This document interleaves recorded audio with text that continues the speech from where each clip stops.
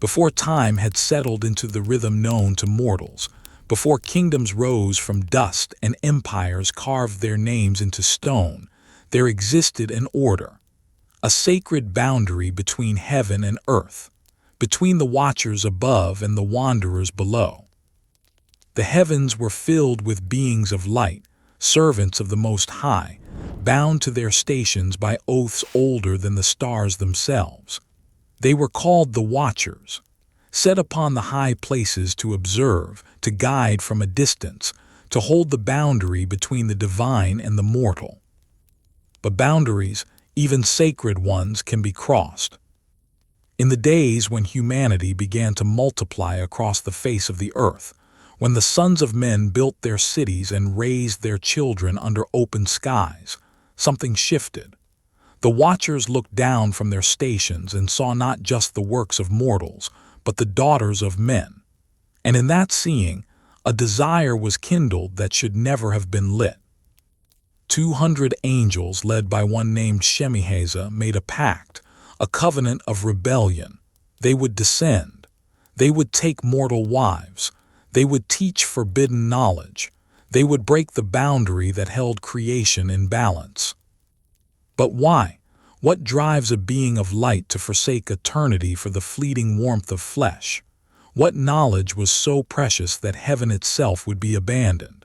And what consequence awaited those who dared to cross the sacred line? This is the untold story of the Watcher's descent, not a tale of sudden chaos, but a slow unraveling, a choice made in the heavens that would echo through every generation, a falling that changed the course of creation itself. The ancient texts whisper their names.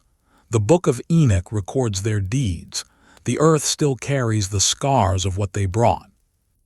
Let the story unfold slowly. Let the truth emerge from shadow. Before the rebellion, before the fall, before the boundary was broken, there was order. The heavens were not silent, but they moved in perfect rhythm. Every star held its course. Every constellation traced its appointed path. And among the lights above, there dwelled beings of pure radiance, angels, servants of the Most High, each created with purpose, each assigned a station.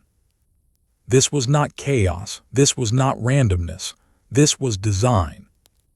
The angels were arranged in ranks, hierarchies older than the mountains, more enduring than the seas. Seraphim stood closest to the throne, burning with unceasing worship.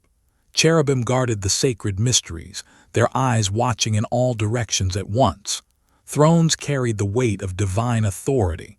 Dominions governed the lower orders. Virtues sustained the natural laws. Power stood against the forces of disorder. Principalities held sway over nations and kingdoms yet to be born. Archangels served as messengers and warriors, and below them all the angels, countless, innumerable, filling the heavens with their presence. Each knew its place. Each understood its function. There was no confusion, no envy, no striving. The order was not oppressive, it was liberating. For in knowing one's purpose there is peace. But among these ranks stood a particular order, a group set apart for a specific task. They were called the Watchers. The Watchers were not the highest in rank, nor were they the most glorious. They did not stand before the throne in ceaseless song, nor did they carry the decrees of heaven to prophets and kings. Their role was quieter, more distant. They were observers, witnesses, sentinels posted at the boundary between the eternal and the temporal. Their task was to watch the earth. From their stations in the high places, they looked down upon the unfolding drama of creation. They saw the garden planted in Eden. They watched as Adam was formed from dust and Eve from his side. They witnessed the expulsion from paradise, the birth of Cain and Abel, the first murder, the spread of humanity across the earth. They observed cities rising, families multiplying, generations passing like waves upon the shore. But they did not interfere. This was the sacred mandate. The Watchers were to see, to witness, to report, but never to descend, never to touch, never to cross the boundary that separated the divine from the mortal. They were to remain in their places, eyes open, hands still, voices silent except in the presence of the one who sent them. The boundary was not arbitrary, it was essential. The heavens and the earth were distinct realms, each with its own laws, its own rhythms, its own nature. Angels were beings of spirit, unconstrained by time, untouched by decay. Humanity was flesh and blood, brief and beautiful, bound to the cycles of life and death. The two were never meant to merge. The boundary protected both. And for ages uncounted, the watchers held their posts. They did not grow weary, for weariness was unknown to them. They did not doubt their purpose, for purpose was woven into their very being. They looked down upon the earth with eyes unclouded by death, ire untroubled by ambition, untainted by longing. They were perfect in their station, and the heavens remained in order. But something existed within them that the Creator had granted to all his sentient creations, whether in heaven or on earth. Something powerful, something precious, something dangerous. Will. The angels were not mere instruments, mindless and automatic. They were persons capable of choice, capable of thought, capable of response. This capacity for will was what made worship meaningful. Obedience without choice is not virtue, it is programming. But obedience with choice, faithfulness sustained by will aligned with the divine, this was the glory of the angelic host. Yet will, if turned, can become the seed of rebellion. The watchers stood in their places, gazing down upon the earth, and for a time beyond measure there will remain aligned with their purpose. They watched without wanting. They observed without coveting. They witnessed the lives of mortals unfold, birth, growth, love, loss, death, and felt no pull toward it. But the watching itself was a kind of intimacy. To observe is not always to remain distant. The more one watches, the more one begins to understand, and understanding, even from afar, can create connection. The watchers saw humanity not as abstract creatures, but as living beings with complexity and depth. They saw fathers protecting their children, mothers singing lullabies in the night, elders passing down wisdom, young lovers meeting by moonlight. They saw courage and cowardice, generosity and greed, joy and sorrow. And somewhere, deep within the fabric of their being, something stirred. It was not sudden. It was not violent. It was subtle, like the first crack in ancient stone, a shift so small it might not have been noticed at first, a thought that lingered a moment longer than it should, a question that had not been asked before. What would it be like? Not to observe, but to experience. Not to witness, but to participate. Not to remain in the high places, but to walk among them. To feel the earth beneath feet that had never touched ground. To know the warmth of flesh, the rhythm of a heartbeat, the sensation of breath entering and leaving lungs. The watchers had seen much, but they had felt nothing. And feeling, they began to realize, was the one thing their station denied them. This was the vulnerability hidden within the order, not a flaw in design, but a consequence of freedom. The capacity to choose meant the capacity to choose wrongly. The ability to think meant the ability to imagine alternatives. And imagination, once awakened, does not easily return to sleep. Still the order held. The watchers remained at their posts. The heavens continued in their perfect rhythm. The boundaries stood unbroken. But the seed had been planted, and seeds given time will grow. The ancient texts do not tell us how long this tension lasted. Years, centuries, millennia. Time moves differently in the heavens.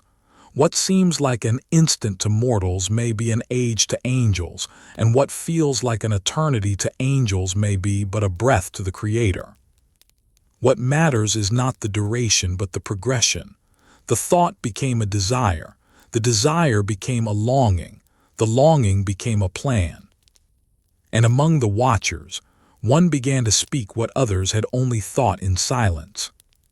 His name was Shemihazah. He was not the highest among them, but he possessed something more dangerous than rank. He possessed vision, and vision, when it turns away from the source, becomes ambition.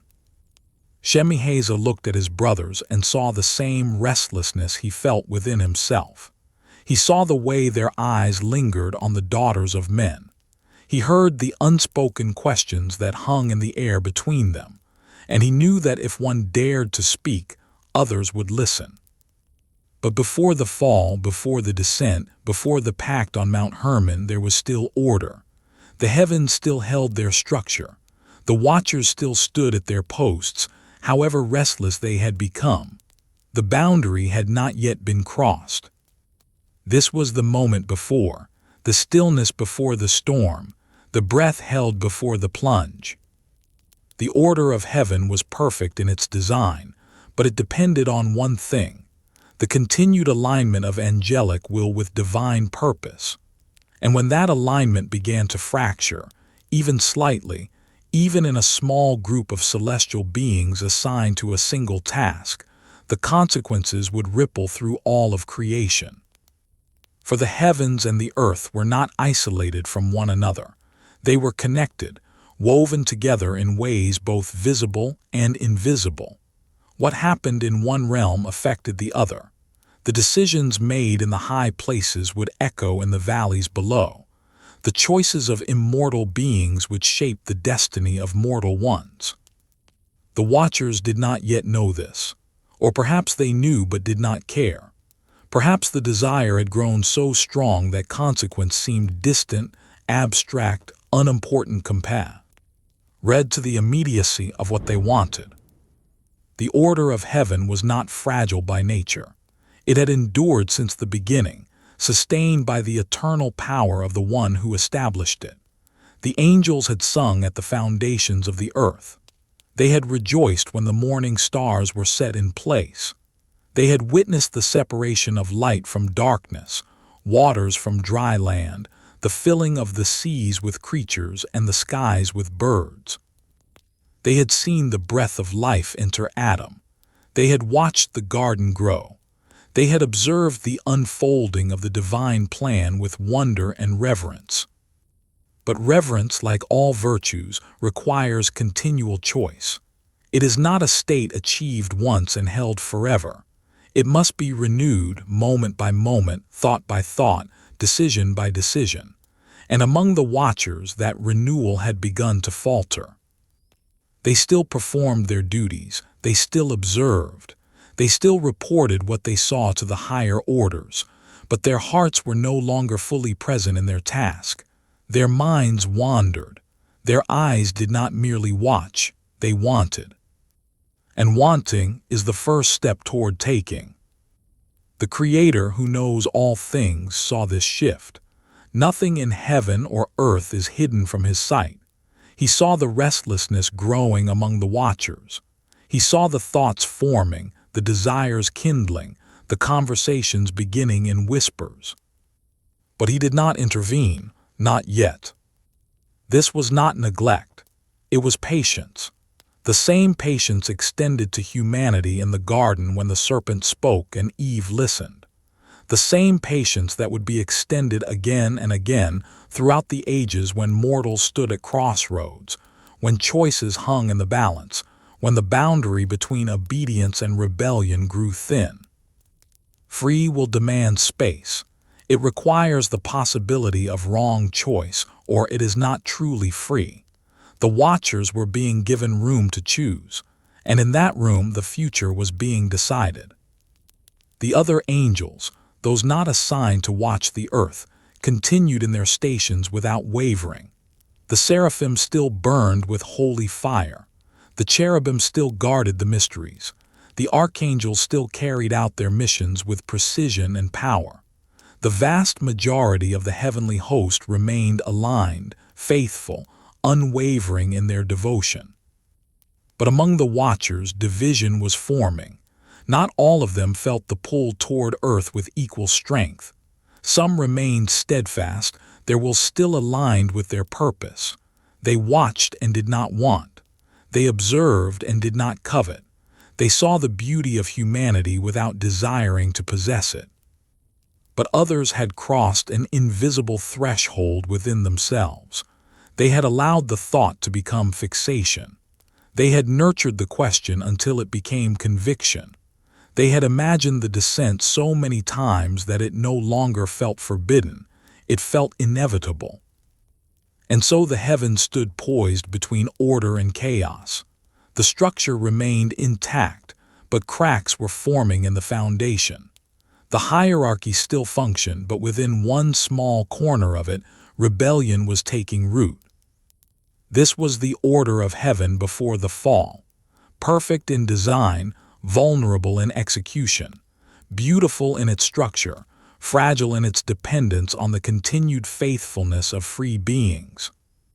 The watchers looked down from their high places one final time as beings still bound by their vows. They stood at the edge of a decision that would alter the course of creation. They felt the weight of what they were about to do, even if they did not fully comprehend its magnitude. The boundary still stood, the order still held, but both were about to be shattered. For in the hearts of 200 watchers the choice had already been made. All that remained was the act itself, the descent, the crossing, the fall. And when it came, it would come not with thunder and lightning, not with cosmic catastrophe, but quietly, deliberately. 200 beings of light stepping down from their stations, leaving their posts empty, walking away from eternity toward the fleeting embrace of mortal flesh. The order of heaven would remain.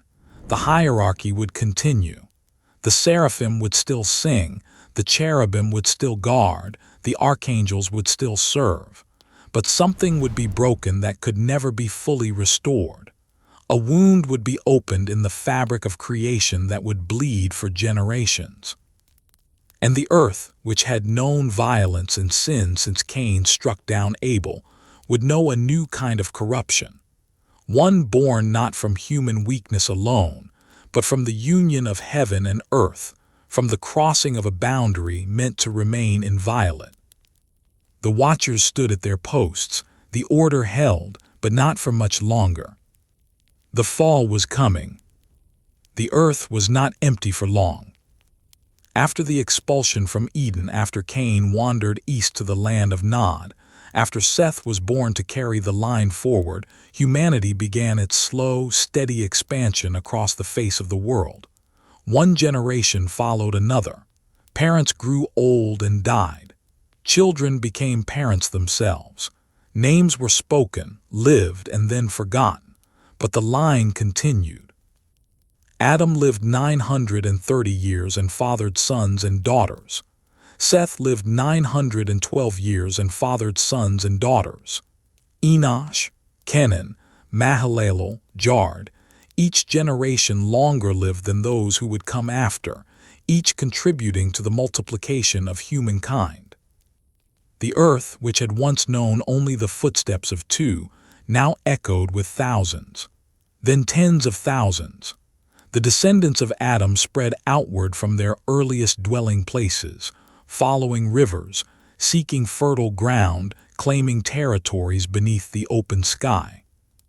They built, not cities at first, but settlements, clusters of tents and simple structures made from wood and stone, places to shelter from rain and wind, to gather around fires, to raise families. They learned to till the soil, to plant seeds and harvest grain. They domesticated animals, sheep, goats, cattle, and moved with the seasons, seeking pasture and water.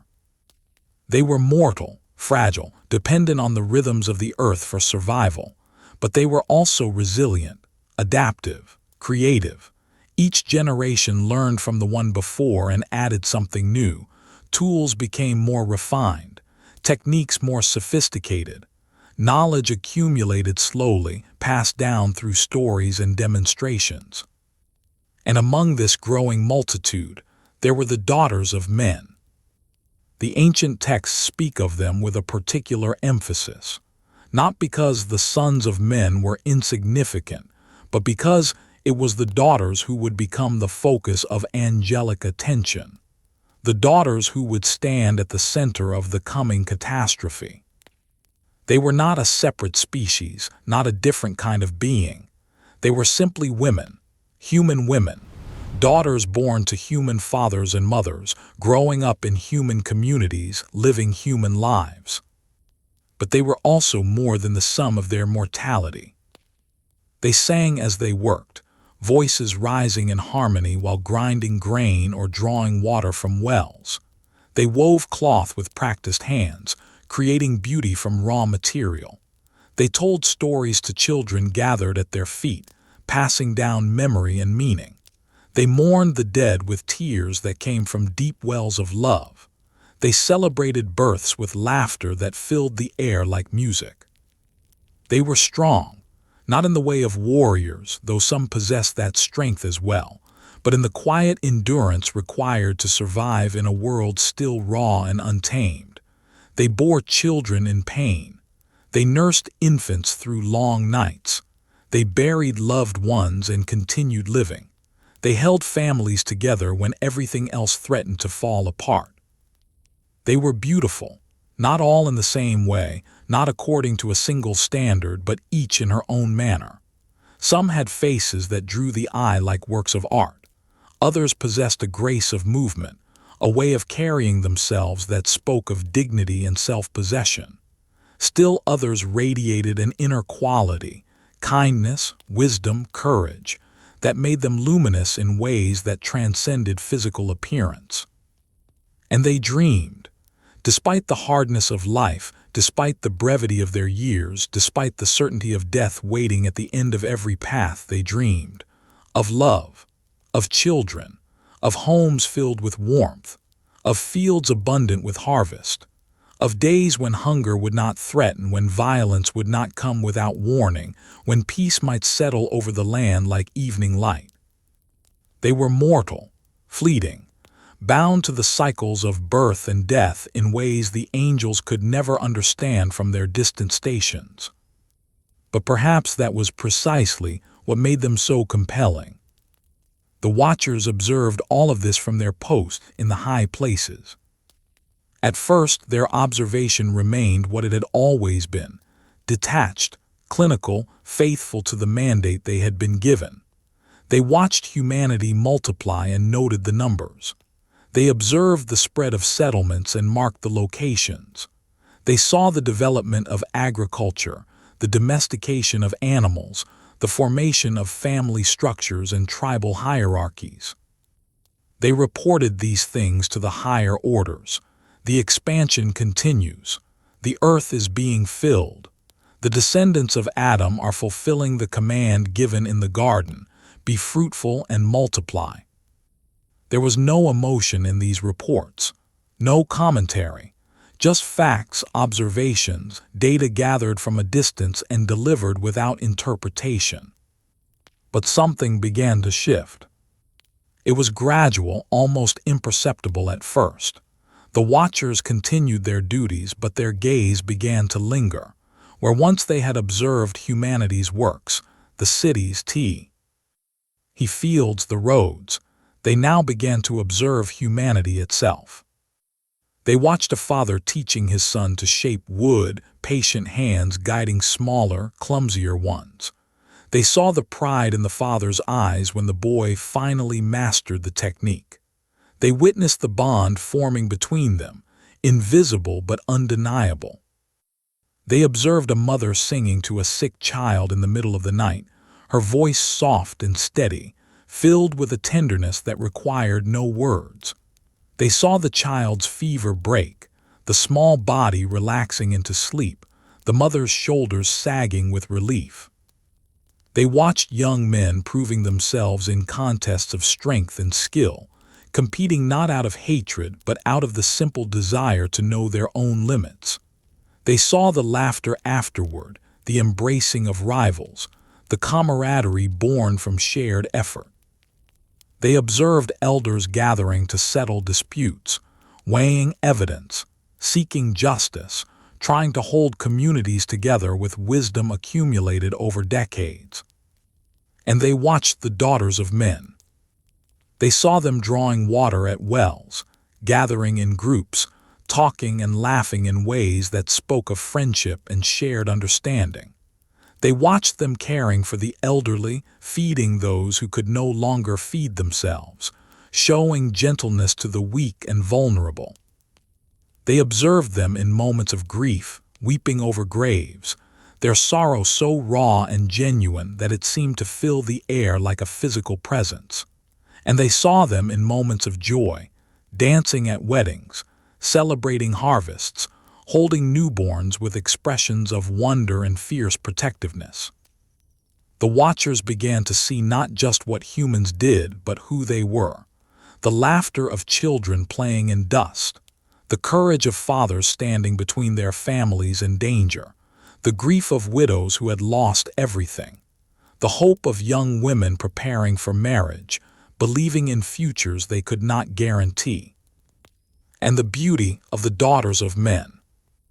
Not just physical beauty, though that was present and undeniable, but something deeper, a complexity that defied simple categorization.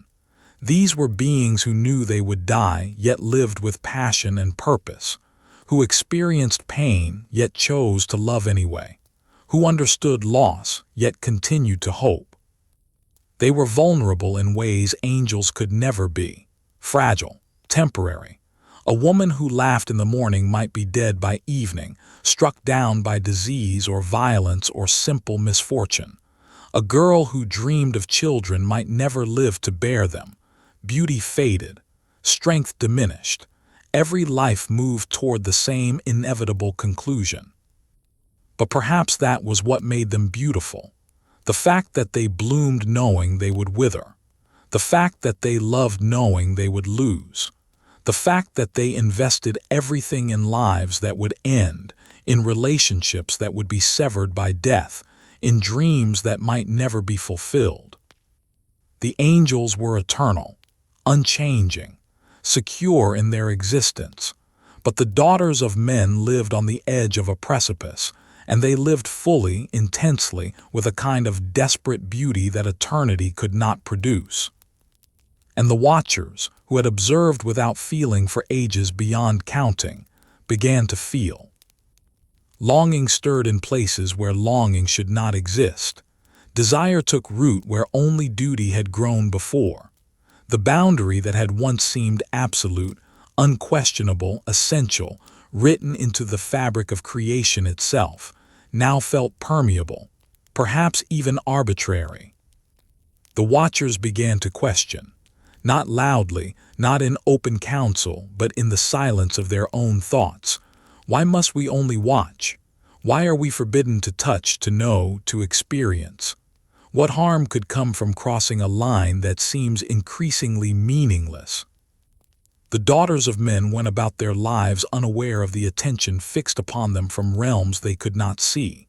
They rose with the sun and labored through the day. They ground grain and baked bread. They spun thread and wove cloth. They tended gardens and nursed infants. They sang songs passed down from their mothers and grandmothers, melodies that carried the weight of generations. They did not know they were being watched with anything more than the detached observation that had always been the watcher's role. They could not have imagined that beings of light, stationed in the heavens since before the foundations of the earth were laid, were now looking upon them with longing. But the watchers knew, and the knowledge troubled them even as it drew them. They began to see the daughters of men not as subjects of observation but as individuals. Each woman became distinct, no longer part of an anonymous mass called humanity, but a person with her own face, her own voice, her own way of moving through the world. There was one who sang with particular clarity, her voice rising above the others when the women gathered. Another who moved with uncommon grace, as though dancing even when performing simplest tasks. One whose laughter was infectious, drawing smiles from those around her. another whose eyes held depths of understanding, as if she perceived things others missed. The watchers began to imagine what it would be like to speak to them, to hear their voices directed not toward other mortals but toward themselves, to be seen by those eyes, to be known by those minds, to touch and be touched. These were thoughts that should never have formed, imaginings that violated everything the watchers had been created to be, but once begun, they could not easily be stopped. The boundary that separated heaven from earth had always been clear. It was not a physical barrier but a metaphysical one, woven into the nature of reality itself. Angels were spirit, humans were flesh. The two belonged to different orders of existence, each complete in its own sphere, neither needing the other in ways that required crossing. But boundaries, even essential ones, can be questioned, and questions once asked demand answers. The watchers began to reason among themselves, though still in whispers, still in private. What makes the boundary necessary? Is it truly written into the nature of things, or is it merely tradition, convention, a rule that could be changed? The Creator made both angels and humans. Both bear His image in different ways. Why then should there be such absolute separation? These were dangerous questions, not because they were forbidden to ask, but because they revealed hearts already turning away from their purpose. The questions were not genuine inquiries seeking truth. They were justifications, arguments constructed to support desires already formed. The daughters of men continued their lives, unaware that their existence had become a test for beings who were supposed to be beyond testing. They married and bore children. They aged and died. New generations arose and the cycle continued. The earth filled with humanity, villages became towns, towns grew toward becoming cities. And all the while, the watchers watched with eyes no longer clear, with hearts no longer undivided. Their vow, once unquestioned, now felt like a constraint. Their distance, once comfortable, now felt like exile. Their role as observers, once sufficient, now felt inadequate. They had witnessed life without living it, had seen love without experiencing it, had observed beauty without possessing it. And the daughters of men, mortal and fleeting as flowers that bloom in the morning and fade by evening, had become in the eyes of the watchers more desirable than the eternal glories of heaven. This was the change, not sudden, not violent, but inevitable once begun. The multiplication of humanity across the earth had created countless opportunities for observation, and observation had led to familiarity. Familiarity had bred not contempt but longing, and longing, left unchecked, would soon demand satisfaction. The watchers stood at their posts, but their minds were no longer fixed on their duty. Their eyes still looked down upon the earth, but they no longer saw with the detachment of appointed sentinels. They saw with desire, with want, with a hunger that grew stronger the longer they gazed. The daughters of men sang and labored and dreamed, beautiful in their mortality, compelling in their complexity, radiant in their brief and fragile lives. And the watchers, who had been set to guard the boundary between heaven and earth, began to imagine crossing it. The question was no longer whether they wanted to descend. The question was whether they would dare, whether the desire that burned within them would overcome the fear of consequence, whether 200 immortal beings would choose the temporary embrace of mortal women over the eternal stations they had been given. The answer was forming, and when it came, the earth would never be the same. Among the watchers, there was one who gave voice to what others felt but did not speak. His name was Shemihazah. He was not the highest in rank among the celestial host. He did not stand in the innermost circles around the throne. He was not counted among the archangels whose names were known throughout creation. But he possessed something that rank alone could not provide. He possessed vision. And vision, when married to ambition, becomes a force that can move even the unmovable. Shemihazah had watched longer than most. His station had given him a particular vantage, a view of humanity that was both comprehensive and intimate. He had observed the daughters of men with the same growing fascination that troubled his brothers.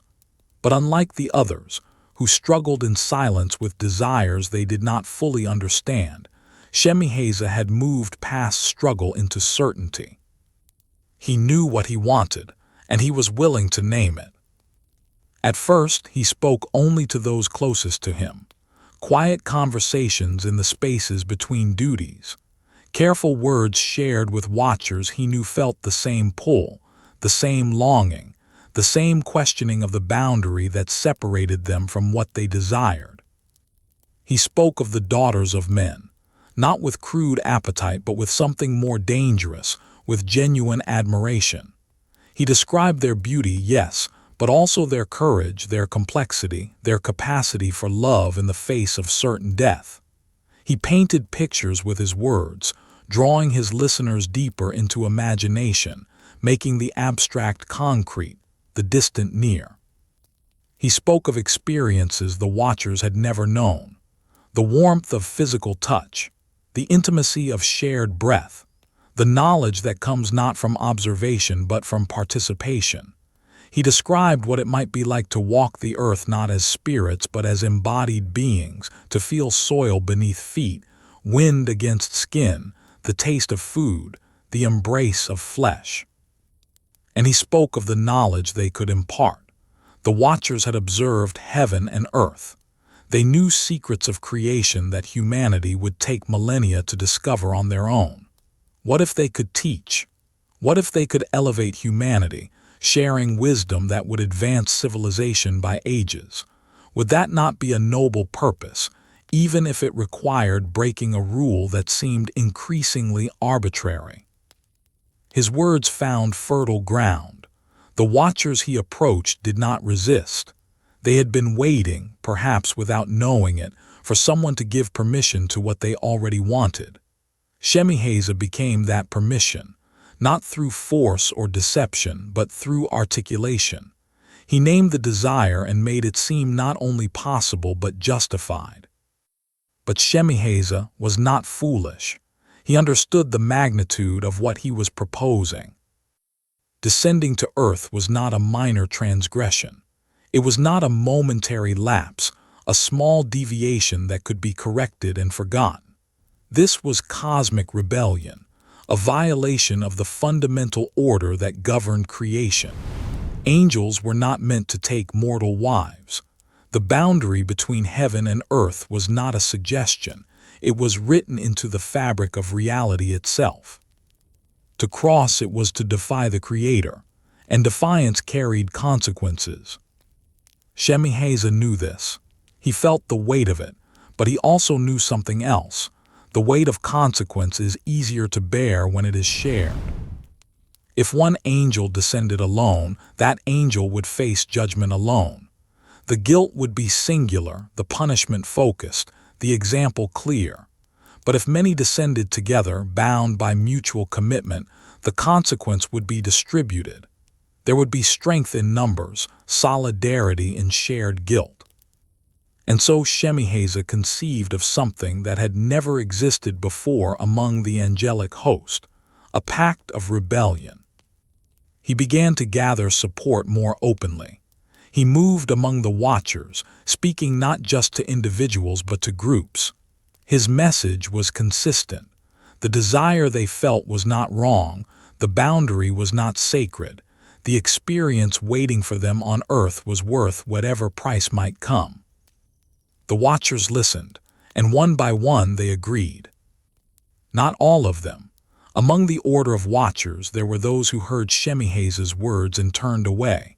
They felt the same pull, the same desire, but they refused to act upon it. They held to their vows, maintained their distance, kept their posts even as their hearts struggled. These faithful ones would not join the descent. They would remain in their stations, watching what unfolded below with grief and horror. but many did join. The number grew steadily as Shemihazah moved among them. 24 became 50, 50 became 100, 100 became more. Angels whose names would be recorded in ancient texts, preserved as warnings for generations yet unborn. Azazel, Arakiel, Ramiel, Kokabeel, Tamiel, Asael, Armers, Batral, Anani, Zachiel, Samsapil, Sadarel, Uriel, Yamiel, Araziel. Each had his own reason for joining, though the core was always T. He same, desire for what had been forbidden. Some were drawn primarily by the beauty of the daughters of men, others by the prospect of experiencing mortality, of knowing what it meant to live within time rather than outside it. Still others by the opportunity to teach, to shape humanity according to their own vision rather than simply observing from a distance. But all shared one thing: they were willing to break their vows, to abandon their posts, to cross the boundary, to rebel. Shemihazah counted them carefully. When the number reached 200, he knew the time had come. 200 was enough, large enough to provide the mutual protection he sought, significant enough to make a statement, small enough to remain cohesive, bound by shared purpose and shared guilt. He chose a location for their gathering, not in the heavens where their conspiracy might be noticed by the higher orders, not on the earth where they had not yet descended, but on the boundary between, a mountain that rose toward heaven while rooted in earth. Mount Hermon. It stood in the north, a peak crowned with snow even in summer, visible from great distances, a landmark that dominated the landscape around it. It was a place between worlds, neither fully of heaven nor fully of earth, a fitting location for beings about to cross from one realm to another. Shemihazah summoned the 200 to Mount Hermon. They came in the days of Jard, whose name means descent, as if even the naming of that generation carried prophetic weight. They gathered on the mountain's heights, 200 angels standing in council, preparing to commit an act that would alter the course of creation. But before they descended, Shemihazah required one thing more: an oath. He understood human nature, though he had never been human. He knew that courage is easier to summon in groups than alone. He knew that when the moment of action arrives, when consequence becomes tangible rather than theoretical, hearts can waver. Resolve can crack. Those who spoke boldly in planning might retreat when execution demands commitment. Shemihazah would not allow that. He would bind them together so thoroughly that retreat became impossible. He would ensure that if one fell, all fell. If judgment came, it would come upon all equally. No one would escape. No one would be able to claim innocence or ignorance. No one would bear the weight alone. So he called for a binding oath, spoken aloud by all 200, with each angel witnessing every other angel's commitment. The ancient texts preserve the essence of what was spoken on Mount Hermon that day.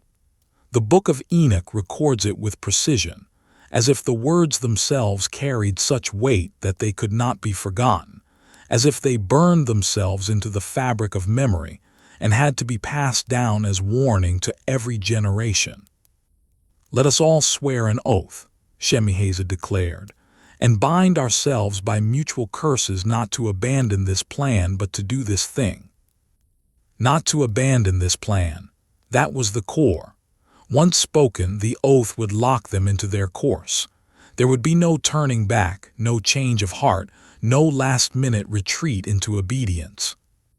To do this thing, simple words for a cosmic act, to descend, to take mortal wives, to cross the boundary that should never be crossed.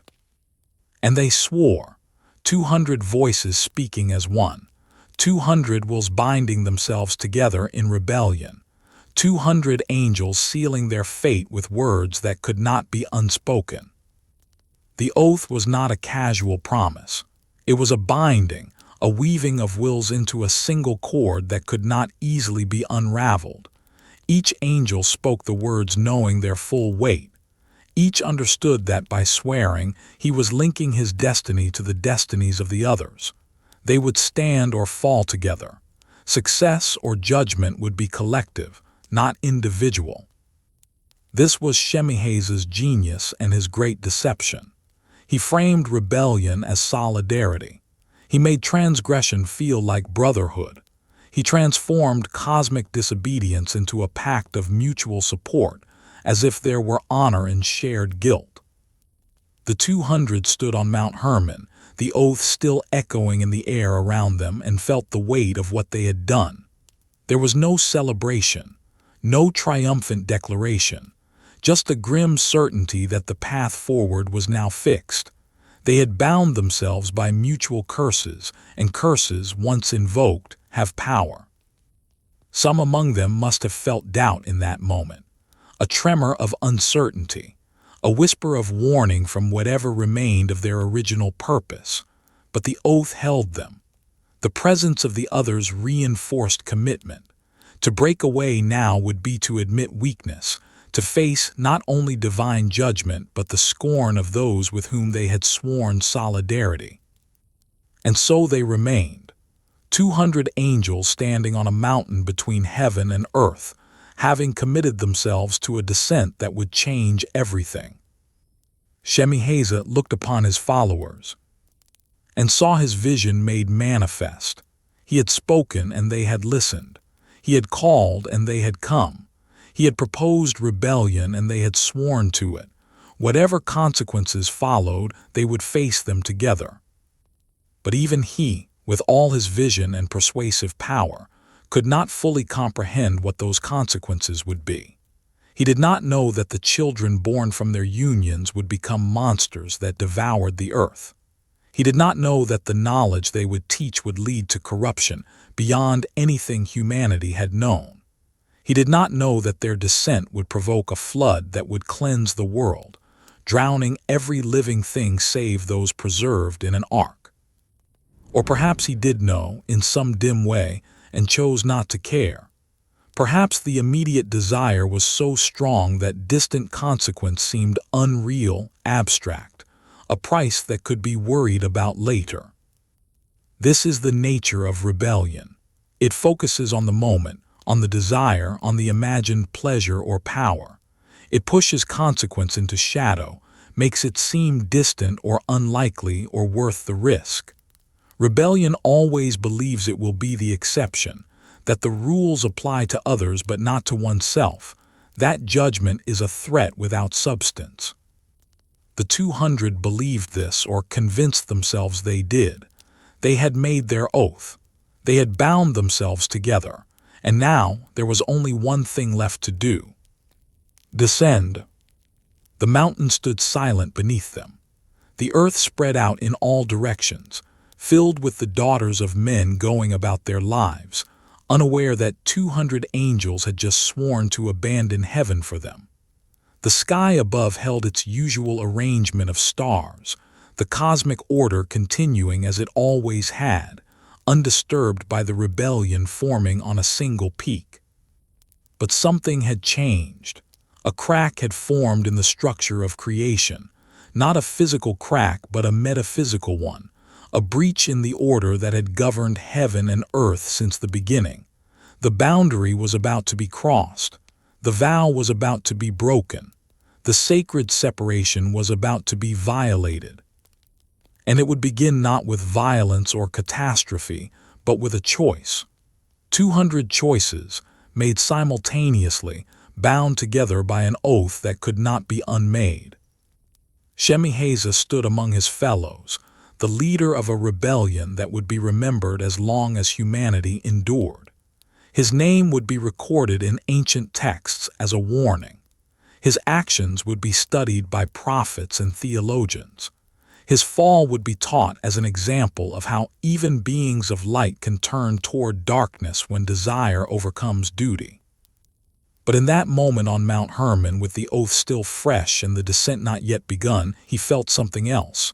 Not regret, but a kind of terrible exhilaration. The boundary had been his prison. Now he would break free. The daughters of men had been beyond his reach. Now he would know them. The earth had been forbidden. Now he would walk upon it. The pact was sealed. The covenant was made. 200 angels stood ready. And heaven's order, perfect since the foundations of the world, began to crack. The descent was no longer a possibility or a plan. It was decided, inevitable, set in motion by words spoken aloud and witnessed by all. The 200 would leave their posts. They would abandon their stations. They would cross the boundary between heaven and earth. And when they did, nothing would ever be the same. The oath was spoken. The pact was sealed.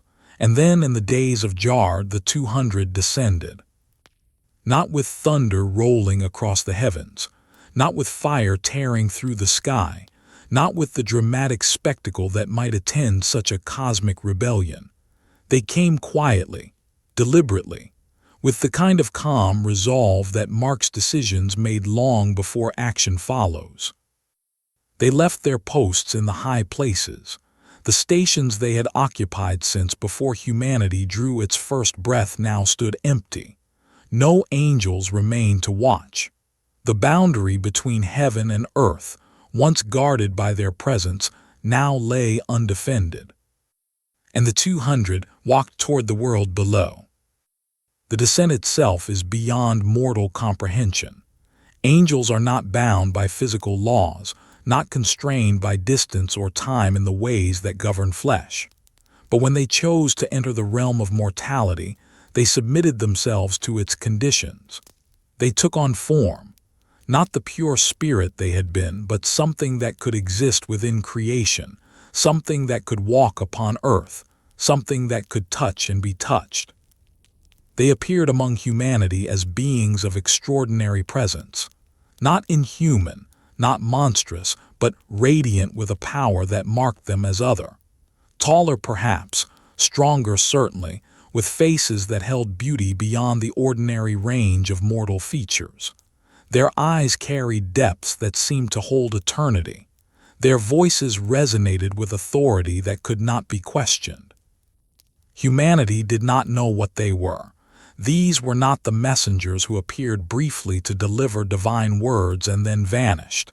These were beings who remained, who walked the roads, who entered villages, who spoke with an intimacy that suggested they intended to stay. The 200 dispersed across the inhabited world.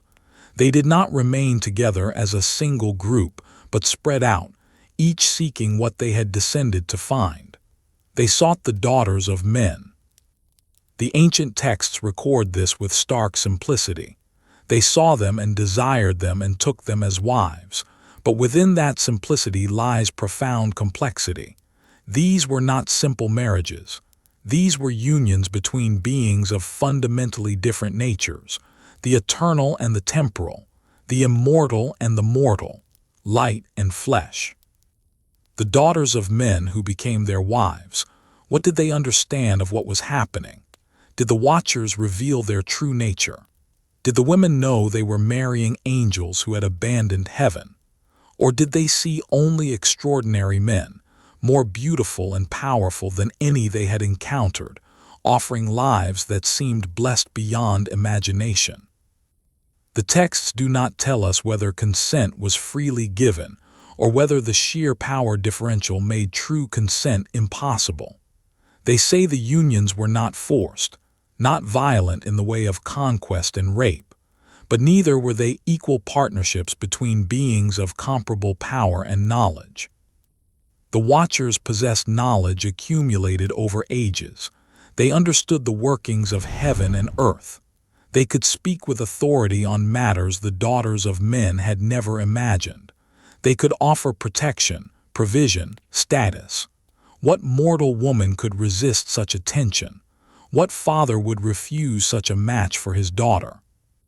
And so the marriages were made. 200 angels took human wives. 200 women entered unions that should never have existed. The boundary was not merely crossed, it was violated in the most intimate way possible. The women conceived, and what grew within them was not ordinary. Pregnancy is always a transformation, a mystery of life creating life. But these pregnancies carried something more, something unprecedented.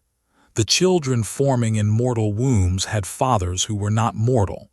They were hybrids, beings that existed between categories, neither fully human nor fully angelic. When they were born, they appeared human enough at first. Eyes, hands, feet, all the proper features. But as they grew, the difference became undeniable. They grew rapidly, far faster than human children. A boy of 5 might have the size and strength of a young man. By adolescence, they towered over ordinary mortals. Their appetites matched their size, massive, insatiable, consuming food at rates that strained the resources of entire communities. They were called the Nephilim. The word itself carries layers of meaning. In Hebrew, it connects to the root meaning to fall, the fallen ones, those who descended or were cast down. But it also suggests those who cause others to fall, who bring destruction, who topple what stands. Both meanings fit. They were the offspring of the fallen watchers, and they would cause humanity itself to fall into depths of corruption not yet known. Some translations call them giants. This is not inaccurate, though it captures only the physical dimension. They were massive in stature, yes. Some traditions claim they reached 300 cubits in height, though such numbers may be symbolic rather than literal. But their threat was not merely their size. It was what their size represented: an imbalance, a distortion of natural order, a presence too large for the world to sustain. The Nephilim consumed. That was their defining characteristic. They ate without restraint, without consideration for the needs of others, without understanding that resources are finite. They devoured the produce of the land. They slaughtered livestock faster than herds could reproduce. They took what they wanted because they were strong enough to take it, and no one was strong enough to stop them. The earth groaned under their presence. Fields that had produced abundance now struggled to feed these beings whose appetites could never be satisfied. Families that had lived in modest security now faced hunger because the Nephilim had taken their stores. Communities that had maintained balance now tilted toward chaos as these giants moved among them, demanding, consuming, dominating. And still they grew, in size, in strength, in number. The 200 watchers had not taken one wife each and stopped. They lived among humanity for years, perhaps decades or generations, depending on how one measures time in those ancient days. More children were born. More Nephilim walked the earth. The population of these hybrids increased while the resources available to sustain them did not. The balance of creation began to tip. The world had been made with careful proportion. Predator and prey in balance, plants producing enough to sustain animals, humans existing within the system, taking what they needed but not more than the earth could replenish. It was a delicate equilibrium, but it had held from the beginning. The Nephilim shattered that equilibrium. They were not part of the design. They had no place in the natural order because they were fundamentally unnatural, born from unions that violated the boundary between heaven and earth. They consumed more than could be replaced. They took more than their share. They existed as parasites on a system that had not been built to support them. The Watchers themselves lived among humanity, no longer observing from distant heights but participating directly in human affairs. They had gotten what they desired: the daughters of men as wives, the experience of mortality, the breaking free from their stations. But what they had imagined as liberation was becoming something darker. The wives they had taken aged while they did not. The women grew gray and weak and eventually died, while their angelic husbands remained unchanged. The children they had fathered became monsters, consuming everything in reach, including sometimes the very people who had welcomed their fathers. What had been framed as love revealed itself as corruption. What had been imagined as desire revealed itself as destruction. What had seemed like a breaking of unnecessary boundaries revealed itself as the shattering of essential order. The earth was no longer what it had been. The peace that had existed, however fragile, was breaking. The rhythms that had sustained life were disrupted, and the daughters of men who had borne the Nephilim looked upon their children with a mixture of love and horror. They were mothers. They had nursed these infants, sung to them in the night, rejoiced at their first words. But as the children grew into giants, as their appetites became insatiable, as their strength made them dangers rather than blessings, what were these women to feel? Pride turned to fear. Hope turned to grief. The sons they had borne were becoming something they could not control, could not guide, could not even understand. The Watchers had not come alone. They had brought their knowledge with them, and they were beginning to teach. This would deepen the corruption further, spreading it beyond the immediate families they had formed. But even before the teaching began in earnest, the mere presence of the Nephilim was enough to tip the world toward chaos. Communities that had functioned through cooperation now struggled with the reality of beings who took without asking, who consumed without sharing, who dominated through sheer physical power. The strong had always held advantages over the weak. This was the nature of a fallen world even before the Watchers descended. But the Nephilim represented a new category of strength, something beyond the normal range of human variation. A strong man might overcome a weak man, but a giant 30 feet tall could overcome entire villages. A being whose strength matched his massive size could not be resisted by ordinary humans banding together. The Nephilim were not merely stronger, they were overwhelmingly, catastrophically stronger. And so the balance of power shifted, not through wisdom or justice, but through raw physical dominance. The Nephilim took what they wanted. They went where they pleased. They answered to no authority because no human authority could compel them. Some among humanity tried to resist. Brave men who saw what was happening and attempted to stand against it. But bravery without sufficient power is only martyrdom. The Nephilim crushed resistance as easily as a man might crush an insect. And those who might have resisted learned to remain silent, to endure, to survive as best they could in a world increasingly tilted toward violence and oppression. The daughters of men who had not married the Watchers now lived in fear. Fear that they might be taken next. Fear that their own children might be killed to feed the Nephilim's appetites. Fear that the world itself was sliding toward something dark and inescapable. And they were right to fear. The corruption had only begun.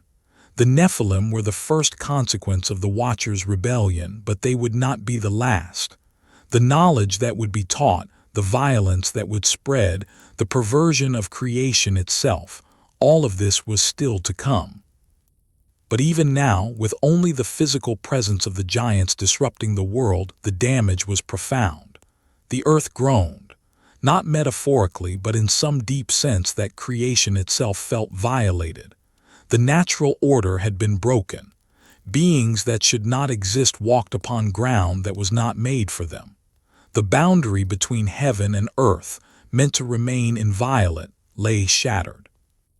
The Watchers had descended for love, or so they told themselves. They had crossed the boundary to know the daughters of men, to experience what they had only observed, to break free from the constraints of their stations. But love does not produce monsters. Desire that leads to destruction is not love. It is appetite wearing love's mask. The 200 walked the earth in mortal form, no longer angels in the full sense, no longer human despite their appearance. They existed in a middle state, fallen from what they had been, unable to become what they pretended to be. They had wives who aged and died. They had children who became terrors. They had achieved their desire and found it bitter. But there was no returning. The oath they had sworn on Mount Hermon bound them to their choice. They had fallen together, and together they would remain fallen. The posts they had abandoned in heaven stood empty. The stations they had left would not be restored to them. They had traded eternity for temporality, and the trade could not be reversed.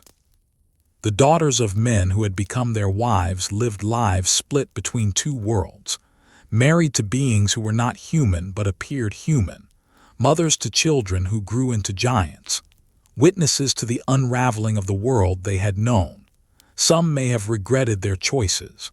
Others may have clung to whatever love or security their marriages provided. But all were caught in consequences they could not have foreseen when they first agreed to these unions. And the Nephilim continued to grow, in size, in number, in appetite, in the threat they posed to everything around them. The earth that had been blessed at creation, declared good by the one who made it, now groaned under the weight of beings that should never have existed. The boundaries were not just crossed, they were shattered, and the fragments could not be reassembled. What had been broken could not be simply repaired.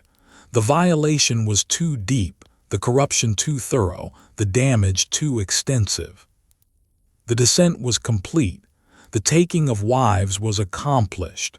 The Nephilim walked the earth, and creation itself began to cry out for justice, for cleansing, for an end to what should never have begun. The Watchers did not come to earth with empty hands. They brought more than their presence, more than their desire for mortal wives, more than the seed that would produce the Nephilim. They brought knowledge. Knowledge accumulated over ages of observing heaven and earth, secrets of creation itself, understanding of forces and principles that humanity, left to its own slow discovery, would not uncover for millennia. The Watchers possessed this knowledge simply by virtue of what they were, celestial beings with access to realms and realities beyond mortal comprehension. And they began to teach. This was not part of the original plan, if there was a plan at all beyond simple desire. The 200 had descended to take wives, to experience mortality, to break free from their constraints. But once among humanity, once integrated into communities, once living as teachers and leaders and fathers, they began to share what they knew. Perhaps they thought they were helping, elevating humanity, accelerating progress, giving mortals tools and understanding that would improve their lives. Or perhaps they simply wanted the status that comes with being the source of powerful knowledge. Or perhaps, having already broken the greatest boundary, smaller violations no longer troubled them. Among the 200, one named Azazel became the primary teacher of certain arts. He taught men to make swords, not simple blades for cutting meat or clearing brush, but weapons designed specifically for killing other men. He showed them how to forge knives with edges sharp enough to pierce flesh and reach vital organs. He instructed them in the crafting of shields and breastplates, armor to protect warriors in battle. But weapons require materials, so Azazel revealed the metals hidden in the earth. He taught the art of mining, of extracting copper and tin and iron from rock. He showed humanity how to work these metals, how to heat them until they became malleable, how to shape them into tools and weapons, how to harden them for durability and sharpness. This knowledge transformed human civilization in a single generation. Before the Watchers descended, conflicts were settled with stones and wooden clubs, tools that served other purposes and could be turned to violence when necessary. But now humanity possessed instruments created solely for war, swords that had no purpose except to kill, armor that served no function except to protect those who intended violence. The result was predictable.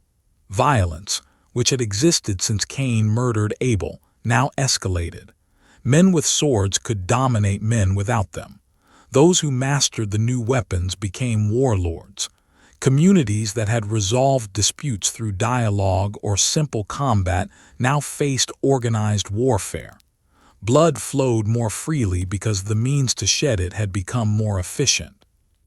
But Azazel did not only teach the arts of war. He taught other things as well, things that might seem harmless in comparison but carried their own corruption.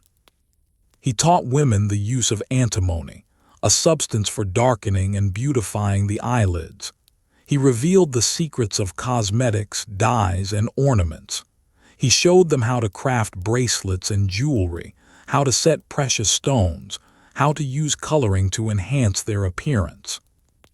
This too was knowledge that changed things. Beauty had always existed, but now beauty could be manufactured, enhanced, deployed as a tool. Adornment became a means of seduction. Appearance became something to manipulate rather than simply accept. Vanity took root where it had not existed before, or existed only in small measure. Women began to compete for attention through artificial means. Men began to value appearance over character. Resources were devoted to luxury and display that might have been used for sustenance and survival.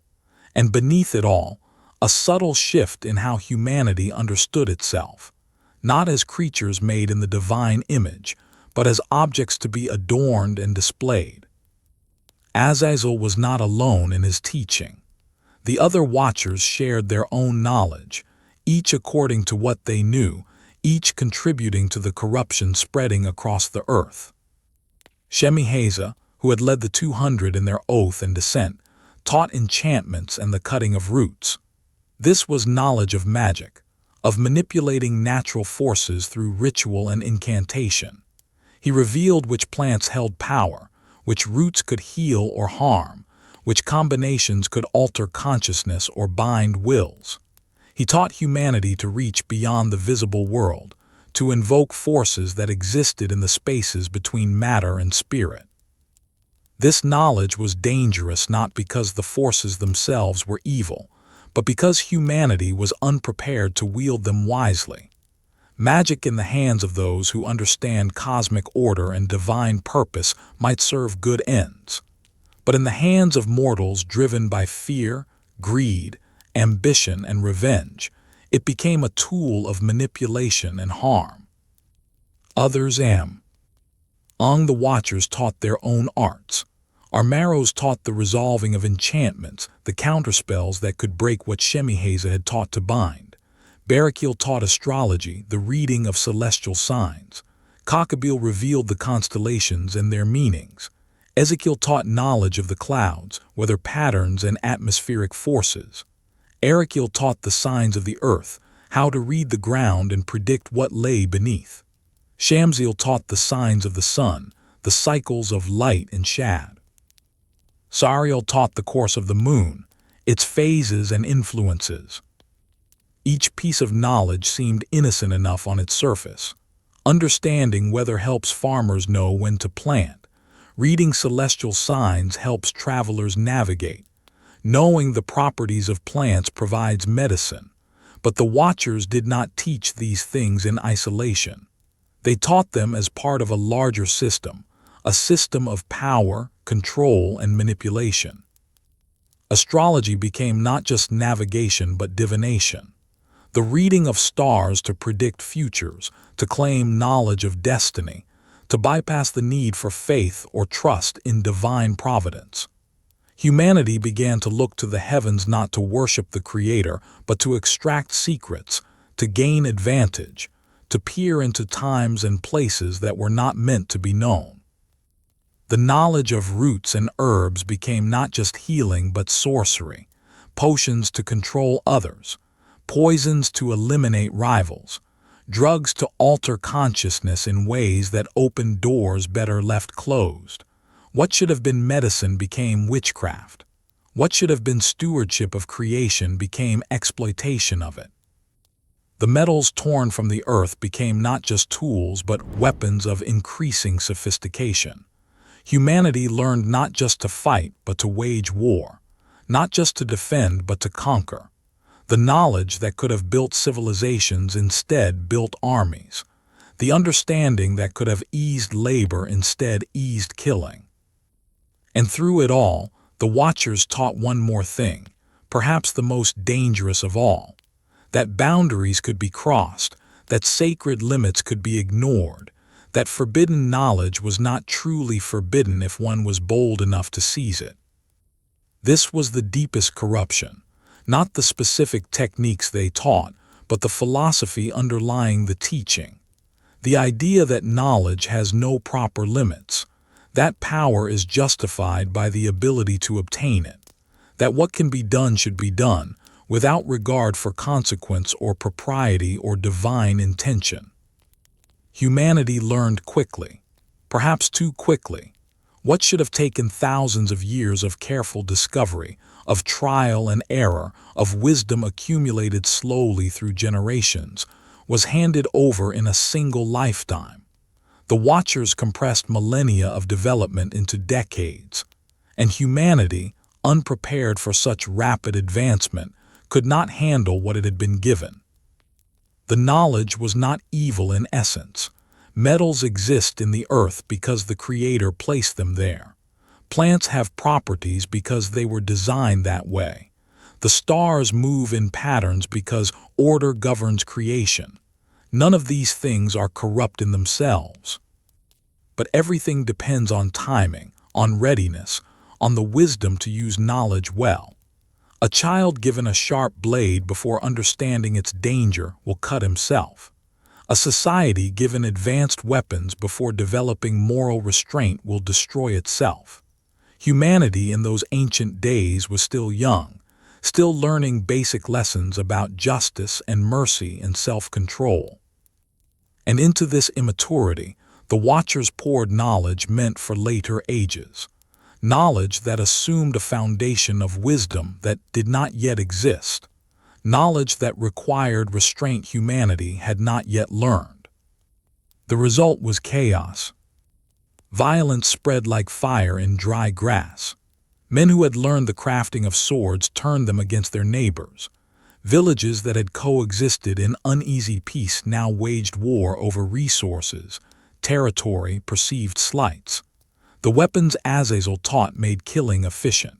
What had required rage and sustained effort with stone and club now required only a single thrust with sharpened bronze. Blood soaked the earth, not in isolated incidents as when Cain killed Abel, but systematically, continuously, as warfare became normalized. Men organized themselves into bands of warriors. They raided neighboring settlements. They took what they wanted by force, and those who resisted were cut down with weapons designed for precisely that purpose. The knowledge of metals spread beyond weapons.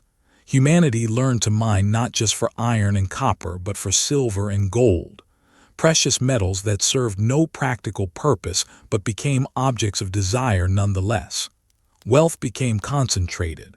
Those who controlled the mines controlled power. Inequality, which had existed in modest measure, now became extreme. The strong exploited the weak not just through physical dominance but through economic control. The arts Azazel taught. Women produced their own corruption. Adornment became obsession. Women devoted resources and time to enhancing their appearance, competing for attention, using beauty as currency. Men began to value women primarily for physical attraction rather than character or virtue. Marriages were made based on surface qualities rather than deeper compatibility. Vanity replaced humility. Seduction replaced genuine relationship. The magic taught by Shemihazah and the others spread through communities like infection. Those who learned the enchantments used them to manipulate others, to gain advantage, to settle scores. Sorcery became a tool of revenge. Divination became a means of claiming power over fate. The reading of signs became obsession with prediction and control rather than trust in divine providence. Humanity began to look away from the Creator and toward the forces they believed they could manipulate. Why pray for rain when one could perform rituals to summon it? Why trust in divine justice when one could use magic to curse enemies? Why accept one's circumstances when knowledge of stars and signs might reveal paths to different futures? The corruption went deeper than specific acts of violence or sorcery. It infected the heart of how humanity understood itself and its place in creation. Before the Watchers descended, humans had known themselves as creatures, made, dependent, accountable to one greater than themselves. But the knowledge taught by the Watchers suggested something different.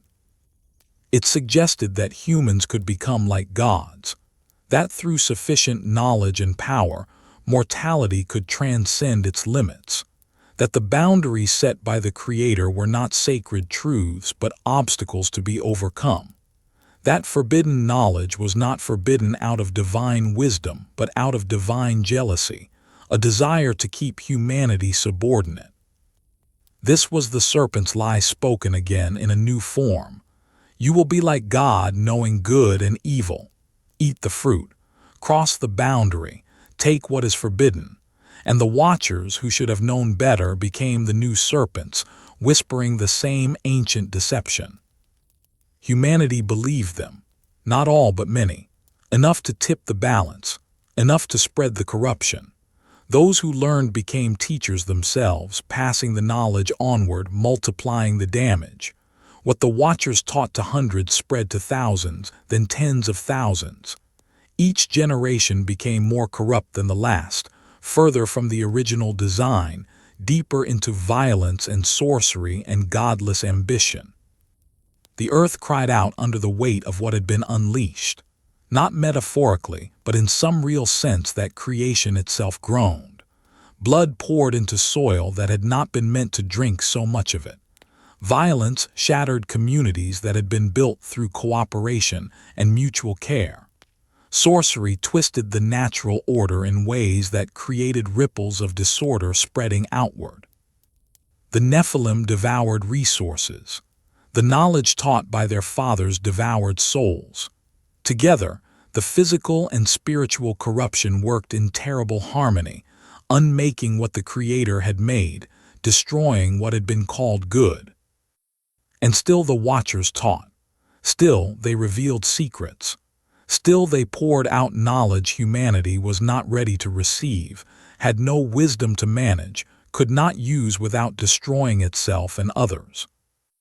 They had descended believing they could help. Or perhaps they had not cared about helping, only about experiencing what they desired. Either way, the result was the same. What they intended as gift or elevation or progress became curse. The knowledge meant to enlighten became the tool of destruction. Humanity stood at the edge of an abyss, looking down into darkness, holding weapons and magic and forbidden wisdom in hands too small and weak to control them. The Watchers had given them power without wisdom, knowledge without restraint, means without morality. And the earth, which had once known order and peace in measure, now knew only chaos and violence and corruption spreading like rot through wood. The boundaries were shattered. The knowledge was loose. The damage was done.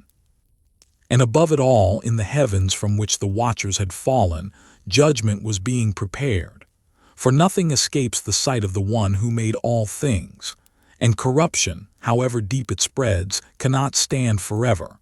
The groaning of creation had been heard. The cries of the righteous had ascended. The violence and sorcery and bloodshed had been noted. The teaching would end, but not yet. First, it would reach its fullest extent. First, the consequences would become complete.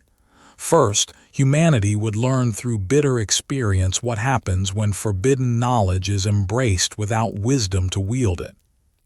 They were not children for long. Their growth followed no natural pattern, no gentle progression from infant to child to adult. They expanded rapidly, consuming years of development in months, reaching sizes that ordinary humans never approached. By the time a normal child would be learning to walk, the Nephilim were already towering figures, requiring the resources of entire families to sustain. And they were hungry, always hungry. At first, their appetites were merely burdensome. They consumed all the acquisitions of men, the grain stored in barns, the fruits gathered from orchards, the vegetables harvested from fields. Communities that had worked all season to build reserves for winter found their stores depleted by these giants who ate without restraint. Families went hungry while the Nephilim feasted. The flocks and herds disappeared next. Sheep raised for wool and occasional meat were slaughtered in numbers that made breeding impossible. Cattle meant to provide milk and labor were devoured faster than they could reproduce. The careful balance that allowed humans to live alongside their animals collapsed. The Nephilim took everything, and everything was never enough. When men could no longer sustain them, when the produce of fields and the meat of flocks ran out, the giants turned against humanity itself. They began to prey upon people. Not out of necessity, there were other sources of food, however depleted, but because they could, because their strength made resistance impossible, because the boundary between acceptable and forbidden meant nothing to beings who themselves represented a violation of boundaries. The ancient texts record this horror with stark clarity. The giants devoured mankind. They killed and consumed human flesh, drank human blood. What had begun as excessive appetite became cannibalism, predation, the treatment of humans as nothing more than food sources. Terror spread across the inhabited world. Villages lived in constant fear. Parents hid their children when the Nephilim approached. The strong could not protect the weak because no human strength matched the giants. Communities that had thrived for generations were destroyed, their populations consumed, their lands taken over by beings that recognized no law, respected no life, honored no sacred thing. But the corruption did not stop with humanity. The violence spread to all living creatures. The Nephilim began to sin against birds, beasts, reptiles, and fish. The phrase is ambiguous, its exact meaning lost to time, but the implication is clear. The natural order itself was violated. Perhaps the giants consumed animals in ways that defied nature. Perhaps they corrupted the creatures themselves, mingling kinds that should remain separate. Perhaps they simply destroyed without purpose, killing for sport or rage rather than need. The animals themselves became infected with the violence. They began to turn on one another in ways they had not before. Creatures that had been herbivores developed carnivorous appetites. Beasts that had lived in harmony with humans became hostile, attacking without provocation. The corruption in the Nephilim seemed to spread outward like disease, touching everything, twisting what had been created good into something dark and unrecognizable. Eventually, the Nephilim even turned on one another. They began to devour each other's flesh, to drink each other's blood. Giant fought giant in conflicts that devastated the landscape. Their violence knew no limits, recognized no kinship, honored no bond. They had been born from unions that violated the sacred order, and now they enacted that violation in every dimension of their existence. Violence became the language of the earth. The strong ruled through fear, and the Nephilim were strongest of all. But humanity, having learned from the Watchers, possessed its own forms of power now. The weapons Azazel taught, the sorcery Shemihazah revealed, the forbidden knowledge spread across generations, all of it was weaponized. Brother turned against brother, not in isolated incidents but systematically, as tribal warfare became constant. The knowledge of metallurgy produced armies equipped with bronze swords and iron-tipped spears. The understanding of strategy and tactics taught by angelic minds was applied to human conflicts. Tribes that had coexisted in uneasy balance now sought to dominate or destroy one another. The magic taught by the Watchers was turned to purposes of harm. Enchantments meant to bind were used to enslave. Potions meant to heal were twisted into poisons. Divination meant to reveal truth was corrupted into manipulation and control. Those with knowledge lorded it over those without, creating hierarchies of power based not on wisdom or justice, but on access to forbidden arts. The earth became a theater of competing violence. The Nephilim preyed on humanity. Humans preyed on one another. The strong exploited the weak. The knowledgeable dominated the ignorant. The ruthless prospered while the righteous suffered. Everything that had held society together, cooperation, mutual care, respect for life, acknowledgement of something sacred, dissolved in the face of unchecked power and appetite. But the corruption went deeper than violence. It reached into the very substance of creation itself. The mingling of celestial and mortal bloodlines had produced something unnatural. The Nephilim were hybrids, beings that existed between categories, neither fully angelic nor fully human. Their existence represented a fundamental violation of the order established at creation, when each kind was made to reproduce after its own kind. Humanity had been made in the image of God. This was not merely physical resemblance but something deeper, a capacity for relationship with the divine, a reflection of divine attributes such as creativity, moral awareness, the ability to choose between good and evil. Humanity was sacred not because of inherent power, but because of whose image it bore. But the unions between Watchers and human women compromised that image. The Nephilim carried mixed bloodlines. Celestial elements mingled with mortal flesh in ways never intended. And through them, through their violence and their breeding and their corrupting presence, the sanctity of humanity itself was threatened. The phrase from Genesis echoes across the ages. All flesh had corrupted its way upon the earth. This was not merely moral corruption, though that was present. It was corruption at the level of essence, of nature, of the fundamental categories that structured creation. Some traditions suggest the corruption spread beyond the Nephilim themselves, that the mingling of kinds continued, that boundaries between species began to blur in ways that twisted the natural order. Whether this was literal genetic corruption or symbolic language for deep moral and spiritual perversion, the result was the same. Creation was becoming unrecognizable, twisted away from its original design. Humanity, which should have multiplied and filled the earth while maintaining the divine image, was instead being absorbed into something else. The presence of the Nephilim and the knowledge taught by their fathers was reshaping what it meant to be human.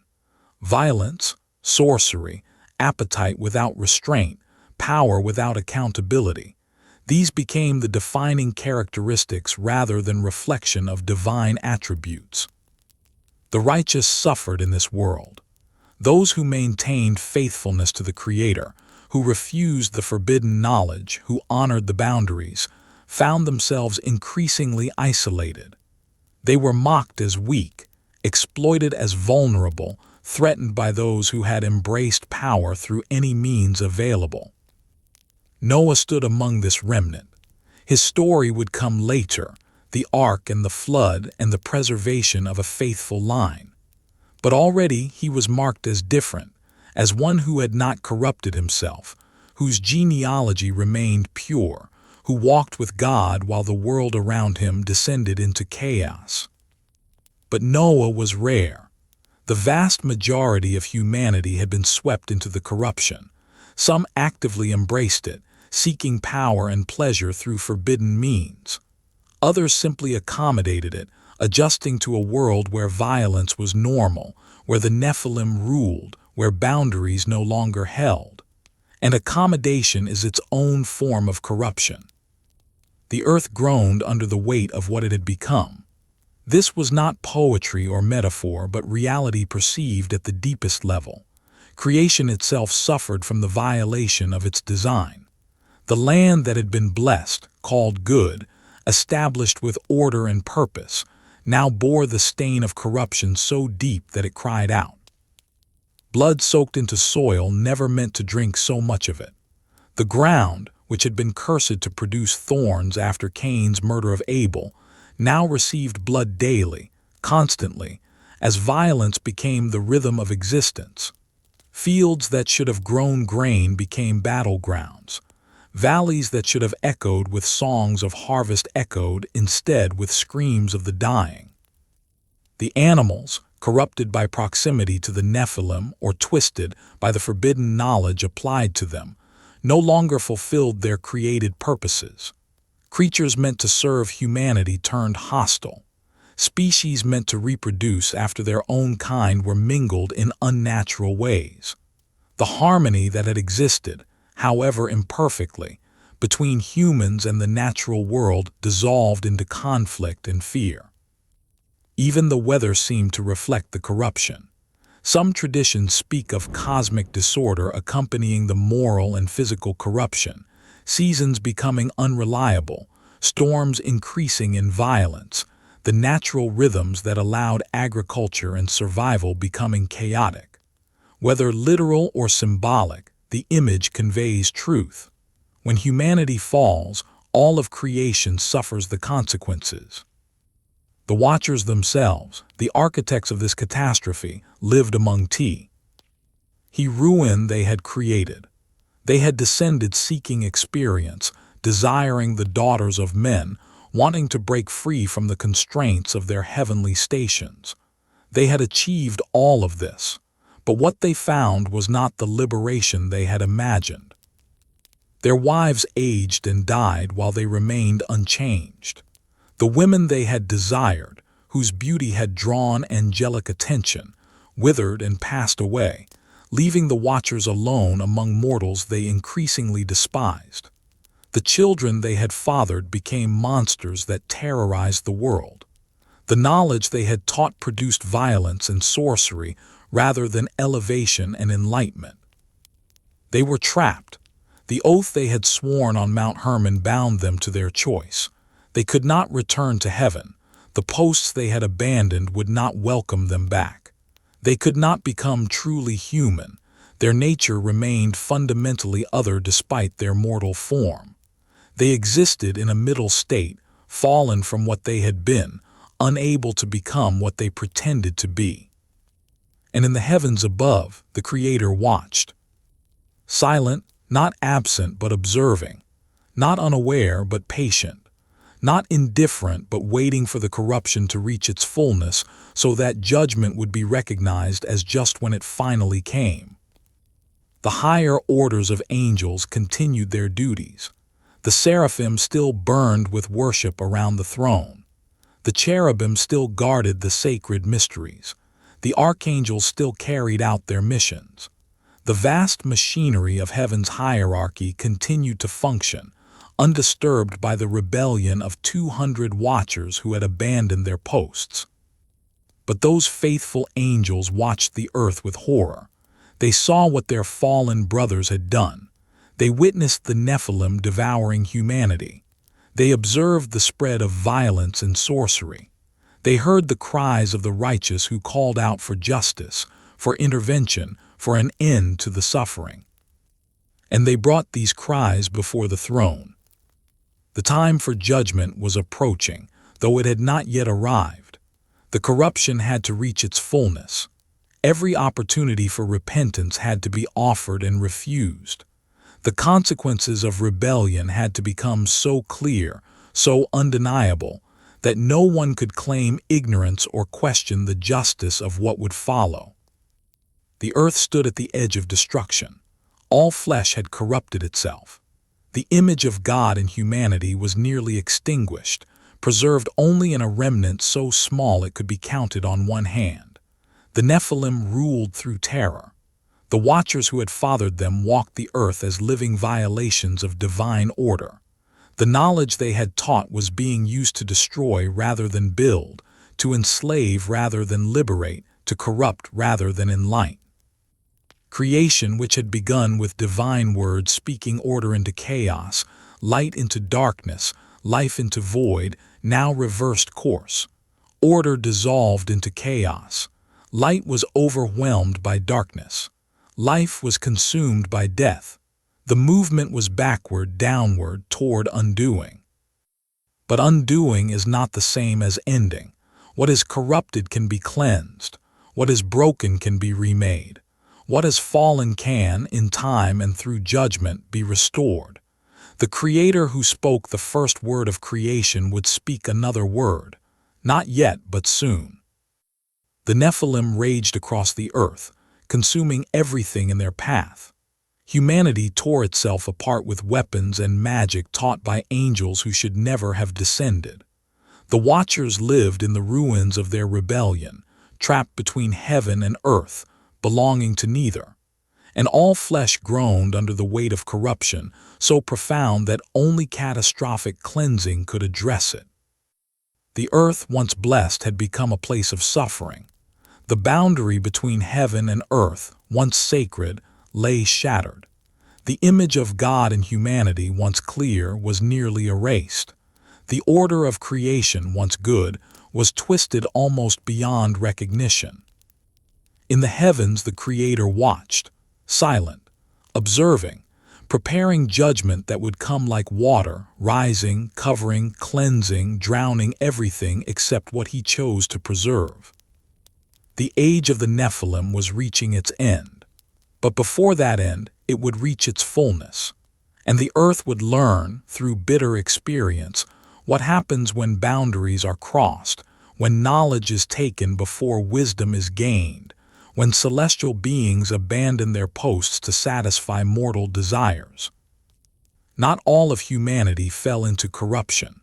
In the midst of violence and sorcery, in the shadow of the Nephilim, among those who had embraced forbidden knowledge and weaponized it against their neighbors, there remained a remnant, small, easily overlooked, but present. These were the righteous ones, those who refused the teachings of the Watchers, those who turned away from the weapons Azazel had revealed, who would not practice the enchantments Shemihazah taught, who rejected the sorcery and divination spread across the land. They maintained faithfulness to the Creator even as the world around them descended into chaos. They were not powerful. They possessed no armies. They had not learned the metallurgy that produced advanced weapons. They did not practice magic that could manipulate enemies or predict futures. In a world where power determined survival, they were weak, and weakness made them victims.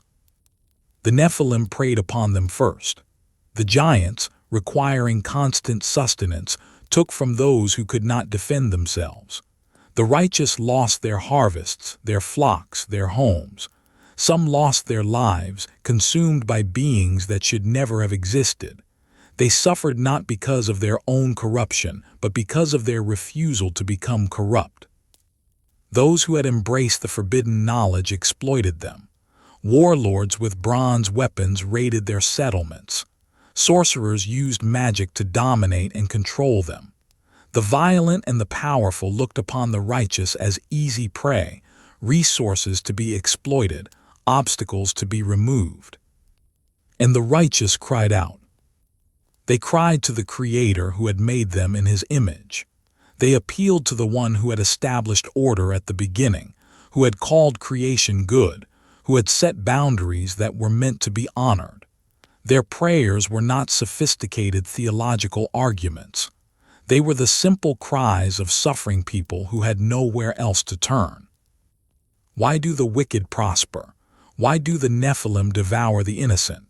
Why do the teachers of forbidden knowledge go unpunished while those who remain faithful suffer? How long will injustice reign? When will righteousness be vindicated? These prayers ascended like incense. Not literal smoke, but something more substantial. The weight of genuine suffering, the cry of authentic injustice, the plea of those who had maintained faithfulness in the face of overwhelming pressure to abandon it. The prayers rose from earth toward heaven, carrying with them the groaning of creation itself. And in heaven they were heard. The archangels, Michael, Gabriel, Raphael, and Uriel, stood before the throne of the Most High. These were not fallen watchers but faithful servants who had never abandoned their posts, who had maintained their stations while their brothers descended into rebellion. They occupied the highest ranks of angelic hierarchy, serving as commanders, messengers, guardians of divine purposes. They heard the cries ascending from earth. They witnessed what was happening in the mortal realm. Unlike the watchers whose observation had led to desire and dissent, the archangels observed with grief and righteous anger. They saw the desolation, the bloodshed, the Nephilim devouring the weak, the watchers teaching abominations, the corruption spreading like infection through all flesh. The archangels understood what the righteous on earth could not fully grasp, the magnitude of the violation. This was not merely human wickedness, which had existed since Cain murdered Abel. This was cosmic rebellion. Celestial beings had crossed boundaries fundamental to creation structure. They had merged what was meant to remain separate. They had taught what was meant to remain hidden until humanity was ready. They had fathered beings that existed between categories, perverting the image of God in humanity. The archangels brought the case before the Creator, not to inform him. The one who sees all things, who knows the end from the beginning, required no report, but to bear witness, to articulate what had been broken, to speak on behalf of those who suffered, to invoke justice not as strangers demanding something from a distant deity, but as servants who understood the heart of the one they served. The Book of Enoch preserves their words with careful precision, as if the weight of what was spoken could not be forgotten, as if the petition itself carried significance beyond the information it conveyed. They spoke of the earth crying out, the very ground soaking up blood, the fields groaning under violence, creation itself testifying to the injustice being perpetrated upon it. They described how the souls of men made their suit, carrying their case all the way to the gates of heaven, unable to rest while such corruption remained unanswered. They named the guilty, Azazel first among them, who had taught humanity to make weapons of war, who had revealed metallurgy and the arts of adornment and seduction. They detailed his crimes. The instruction in swords and knives and shields, the teaching of cosmetics and jewelry, the revealing of precious metals. All the violence on earth, they declared, could be traced back to Azazel's teaching. He had armed humanity for its own destruction. They spoke of Shemihazah, the leader who had gathered the 200 on Mount Hermon, who had called for the binding oath, who had led the descent. They described how he had taught enchantments and the cutting of roots, how he had revealed magic that manipulated natural forces. And they spoke of his offspring, the Nephilim who devoured humanity, who consumed the earth's produce, who turned to cannibalism when other food sources ran out.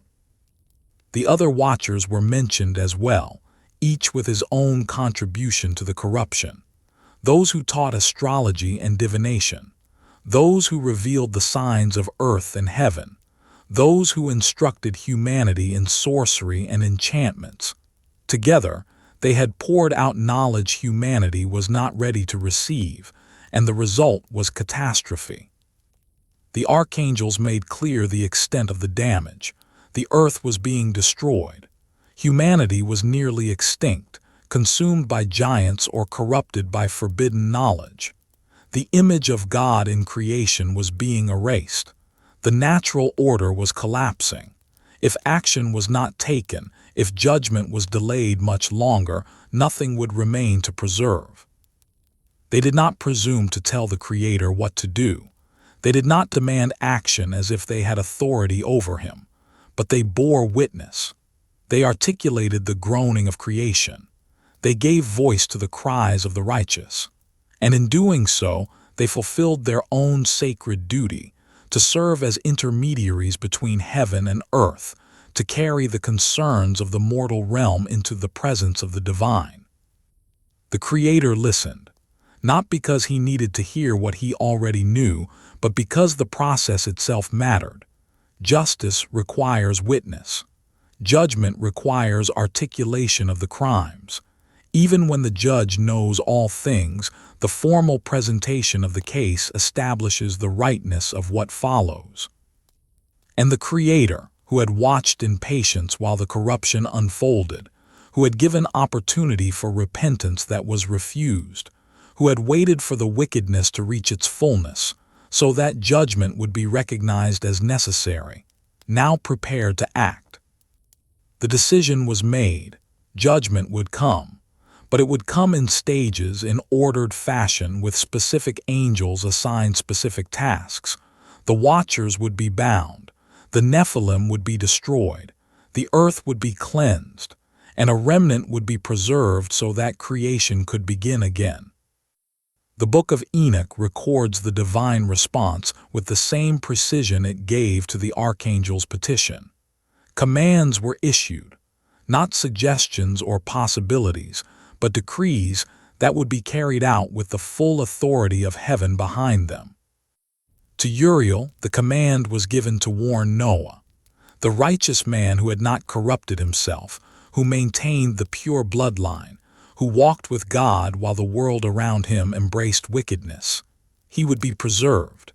Uriel was to reveal to him what was coming, to instruct him in building an ark, to ensure that humanity would have a future beyond the judgment. To Raphael, the task was assigned to bind Azazel, the angel who had taught weapons and warfare, whose instruction had filled the earth with violence, would be cast into darkness, bound hand and foot, thrown into the desert of Jude, covered with jagged stones, his face shrouded in shadow. There he would remain until the day of final judgment, imprisoned in isolation, cut off from the world he had corrupted. To Gabriel, the command was given to destroy the Nephilim, not through direct divine intervention, that would come later with the flood, but through incitement. The giants would be turned against one another, provoked to violence that would consume them from within. They who had devoured humanity would devour each other. They who had ruled through violence would fall to violence. The sword they had wielded against the innocent would be turned against their own kind. To Michael, the highest of the archangels, the task was given to bind Shemihazah and the other watchers who had followed him. They would be imprisoned in the valleys of the earth, bound in darkness, held in chains until the day of great judgment. They had descended from their posts seeking freedom and experience. They would find imprisonment and isolation. They had desired the fleeting pleasures of mortality. They would receive eternal consequence.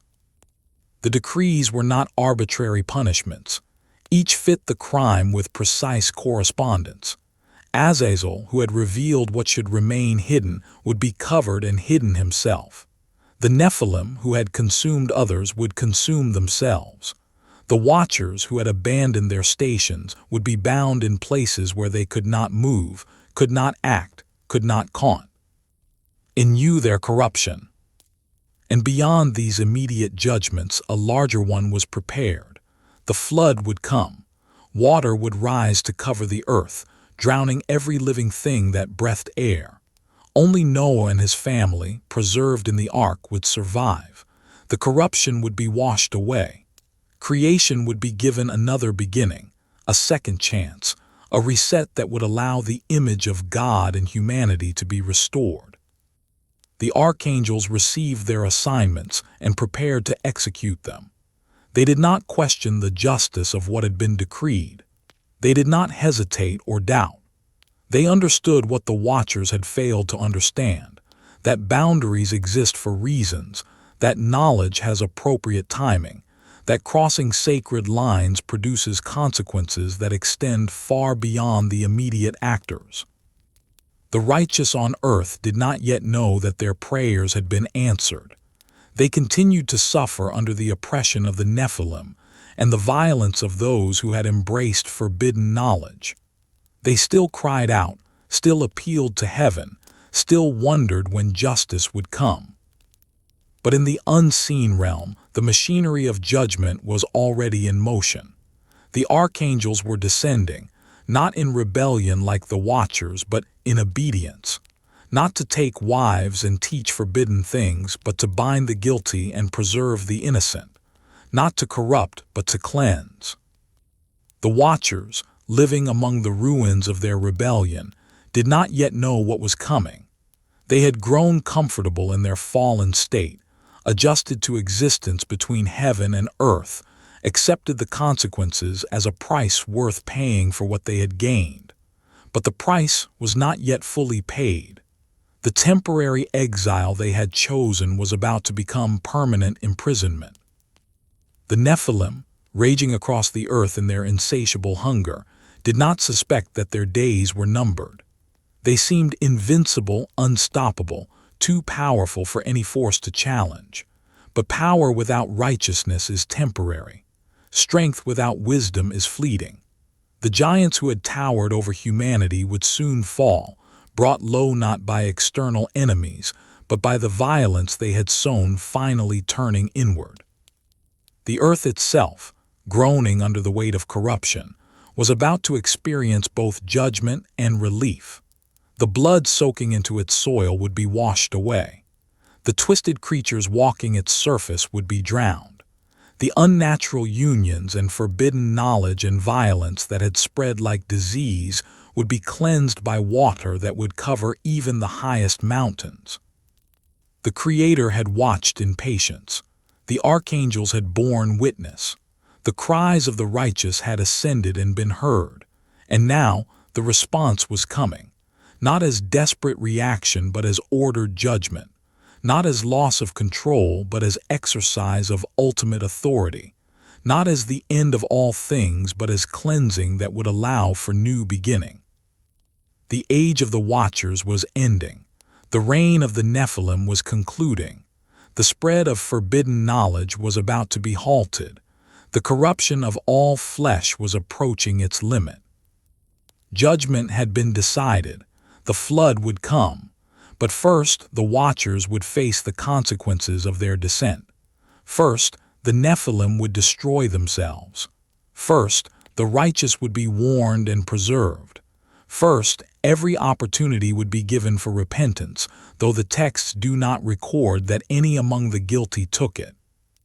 The cries of humanity had reached heaven. The archangels had stood before the throne. The case had been presented.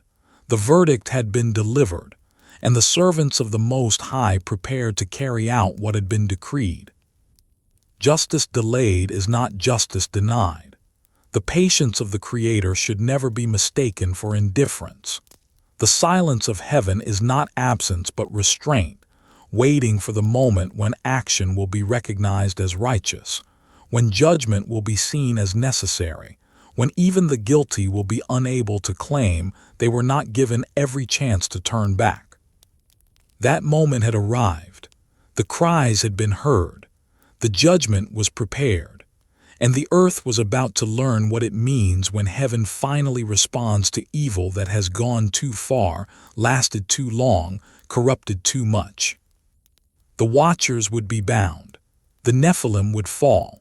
The flood would come. And from the destruction, a remnant would emerge, carrying with it the memory of what happens when boundaries are crossed, when knowledge is taken prematurely, when celestial beings abandon their posts to satisfy mortal desires. The decree went forth from the throne, not as suggestion or possibility, but as command that would be executed with the full authority of heaven behind it. The Watchers would not be allowed to return. Their rebellion had severed them from their stations as completely as a blade severs flesh from bone.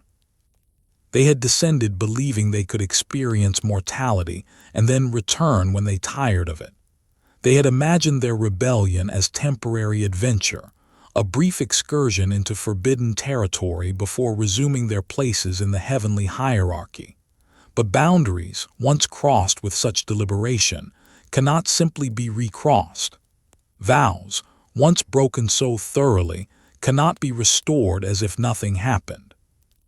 The Watchers were cast out, not merely from their posts but from heaven itself. They would never again stand in the presence of the Most High. They would never again take their places among the celestial host. They had chosen earth over heaven, mortality over eternity, desire over duty. And now the choice was permanent. Michael received his command. The greatest of the archangels, commander of the heavenly host, was tasked with binding Shemihazah and those who had followed him in rebellion. Not to destroy them, that would come later on the day of final judgment, but to imprison them, to remove them from the world they had corrupted, to ensure they could do no further damage. The text is specific about the method and the timing. Michael was to bind them for 70 generations in the valleys of the earth, not in some distant hell or separate dimension, but here, in the physical world they had descended to. Beneath mountains, in dark places, bound in chains that could not be broken, held in imprisonment that would last until the day of their final judgment. But Michael was not to act immediately. First, the watchers would witness the destruction of their children. They would see the Nephilim fall. They would watch as everything they had produced through their rebellion was torn down. Only then, after they had tasted the full bitterness of what they had done, would they be bound and cast into darkness. This was mercy within judgment, a chance to understand the magnitude of their error, a moment of clarity before eternal imprisonment. The watchers would not be able to claim they did not know the consequences. They would see them in full before being removed from the world. Raphael received a different assignment. He was to deal with Azazel, the teacher of weapons and warfare, the revealer of forbidden knowledge, the angel whose instruction had filled the earth with violence. Azazel's punishment would be swift and specific. The command was detailed, precise, leaving no room for misinterpretation. Bind Azazel hand and foot and cast him into darkness. Make an opening in the desert which is in Jude and cast him therein. Place upon him rough and jagged rocks and cover him with darkness, and let him abide there forever, and cover his face that he may not see light. Jude, the name itself means cauldron of God or God's pot, a place in the desert, desolate and empty. Not underground in the sense of a cave, but beneath the surface, under rocks, covered and contained, yet still part of the physical realm. Azazel would be imprisoned there, bound hand and foot, his face covered so he could not see light, waiting in darkness until the day of final judgment when he would be cast into fire. The punishment fit the crime with terrible precision. Azazel had revealed what should remain hidden. Now he would be hidden himself, covered with stones, shrouded in darkness. He had taught humanity to see secrets of metallurgy and warfare. Now he would see nothing, his face covered, light removed from his perception. He had brought knowledge prematurely. Now he would wait in isolation for ages beyond counting, conscious and aware but unable to move, unable to act, unable to corrupt further. Gabriel received the most violent of the assignments. He was not to bind fallen angels or warn righteous men. He was tasked with destroying the Nephilim, the offspring of the Watchers and the daughters of men, the giants who had terrorized the earth with their insatiable appetites and terrible violence. But the method of destruction was significant. Gabriel was not commanded to strike them down directly with divine power. Instead, he was to incite them against one another. Proceed against the bastards and the reprobates, and against the children of fornication. Destroy the children of the Watchers from amongst men. Send them one against the other that they may destroy each other in battle. The Nephilim would destroy themselves. The violence they had practiced against humanity would be turned inward. The strength they had used to dominate and devour would become the instrument of their own downfall. Brother would fight brother. Giant would war against giant. The very characteristics that had made them terrors, their massive size, their terrible strength, their appetite for destruction, would become their undoing. This too was justice of precise correspondence. The Nephilim had consumed others. Now they would consume each other. They had ruled through violence. Now violence would consume them. They had shown no mercy to the weak. Now they would receive no mercy from one another. Gabriel's task was to plant the seeds of discord among them, to whisper suspicions, to magnify grievances, to turn allies into enemies. The giants who had cooperated in their predation would turn on one another with the same ferocity they had shown to their victims. And because of their strength and size when they fought, the destruction would be total. The ancient texts suggest this happened before the flood, that the Nephilim began to war among themselves, reducing their numbers through internal conflict before the waters rose. Gabriel moved among them unseen, executing his commission with precision, and the giants fell into violence against their own kind. Uriel received the gentlest assignment, though it carried the weight of preserving all future humanity. He was sent to Noah, the one righteous man whose genealogy remained uncorrupted, who walked with God while the world around him embraced wickedness. Uriel's task was to warn Noah of what was coming and to instruct him in how to survive it. "Go to Noah," the command read, "and tell him in my name hide thyself, and reveal to him the end that is approaching, that the whole earth will be destroyed, and a deluge is about to come upon the whole earth, and will destroy all that is on it."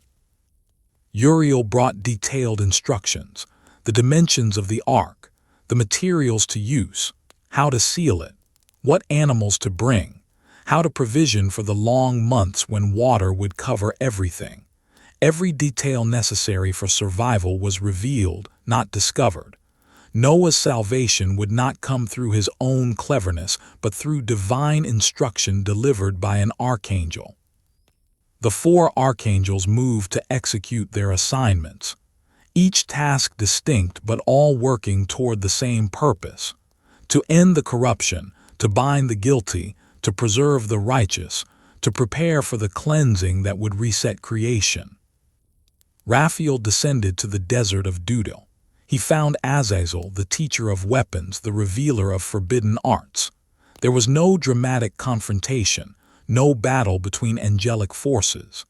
Azazel was bound with a word, his power stripped away, his ability to resist removed. Hand and foot were secured. Rocks were piled over him, rough and jagged, pressing down, creating weight and darkness. His face was covered so that light could not reach him. And there he remained, conscious but imprisoned, aware but helpless, waiting in darkness for judgment that would not come for ages. Gabriel moved among the Nephilim, invisible and powerful, planting the discord that would turn giant against giant. Old grievances were magnified. New suspicions were sown. The giants, who had never needed to restrain their violence, now turned it against one another. Battles erupted across the earth. Giants who had stood 30 feet tall fell beneath the blows of their brothers. Blood that had been shed by human victims now poured from the giants themselves. The earth that had groaned under their oppression now trembled under the force of their conflicts. Michael prepared for his task but waited. Shemihazah and the other watchers would not be bound immediately. First, they would witness the destruction of their children. They would see the Nephilim destroy one another in violence that mirrored what they had inflicted on humanity. They would understand fully what their rebellion had produced before being removed from the world they had corrupted. The watchers watched their world unravel. The giants they had fathered turned on one another with savage fury. The knowledge they had taught was being used in conflicts that ravaged the landscape. The women they had taken as wives had aged and died or cowered in fear as violence consumed everything. The experience they had descended to gain had become nightmare. Some among the watchers felt the weight of what they had done. The ancient texts record that they approached Enoch, the righteous man who walked with God, and asked him to intercede on their behalf. They wanted him to write a petition, to carry their case before the throne, to plead for mercy. They recognized too late that their rebellion had produced catastrophe, that their dissent had corrupted creation, that judgment was inevitable and deserved. Enoch wrote their petition. He carried it before the throne, but the response was not what the watchers hoped. They would receive no pardon, no restoration, no second chance. Their prayer would not be heard. They had chosen to leave their proper dwelling, to abandon their stations, to corrupt humanity and produce offspring that were abominations. The consequences were permanent. The message he delivered to the watchers was uncompromising. You have been in heaven, but all the mysteries had not yet been revealed to you, and you knew worthless ones, and these in the hardness of your hearts you have made known to the women, and through these mysteries women and men work much evil on earth. Say to them therefore, you have no peace. No peace. This was their sentence, not annihilation, which might have been mercy, but eternal restlessness. They would be bound in darkness, imprisoned beneath the earth, conscious and aware but unable to move, unable to act, unable to find rest. And on the day of final judgment they would be cast into fire to be consumed forever. Michael moved to fulfill his command. He gathered the watchers, Shemihazah, and all who had descended with him, all who had sworn the oath on Mount Hermon, all who had taken mortal wives and fathered the Nephilim. They did not resist. What resistance could fallen angels offer against the commander of the heavenly host acting under direct divine authority? They were bound with chains that could not be broken. Not physical chains, though the imagery uses that language, but bonds of spiritual force that constrained their power and confined their presence. They were cast into the valleys of the earth, into dark places beneath mountains, into imprisonment that would last 70 generations, the span of time from their rebellion until the day of final judgment. There they remained. 200 angels who had descended seeking freedom found the most complete imprisonment imaginable. They could not move. They could not escape. They could not return to heaven. They could not even die. They simply existed in darkness, bound and waiting while ages passed above them. The Nephilim fell in battle against one another, their numbers reduced through the violence Gabriel had incited. Those who survived the internecine warfare would face another judgment, the flood that was already being prepared. But most did not survive to see the waters rise.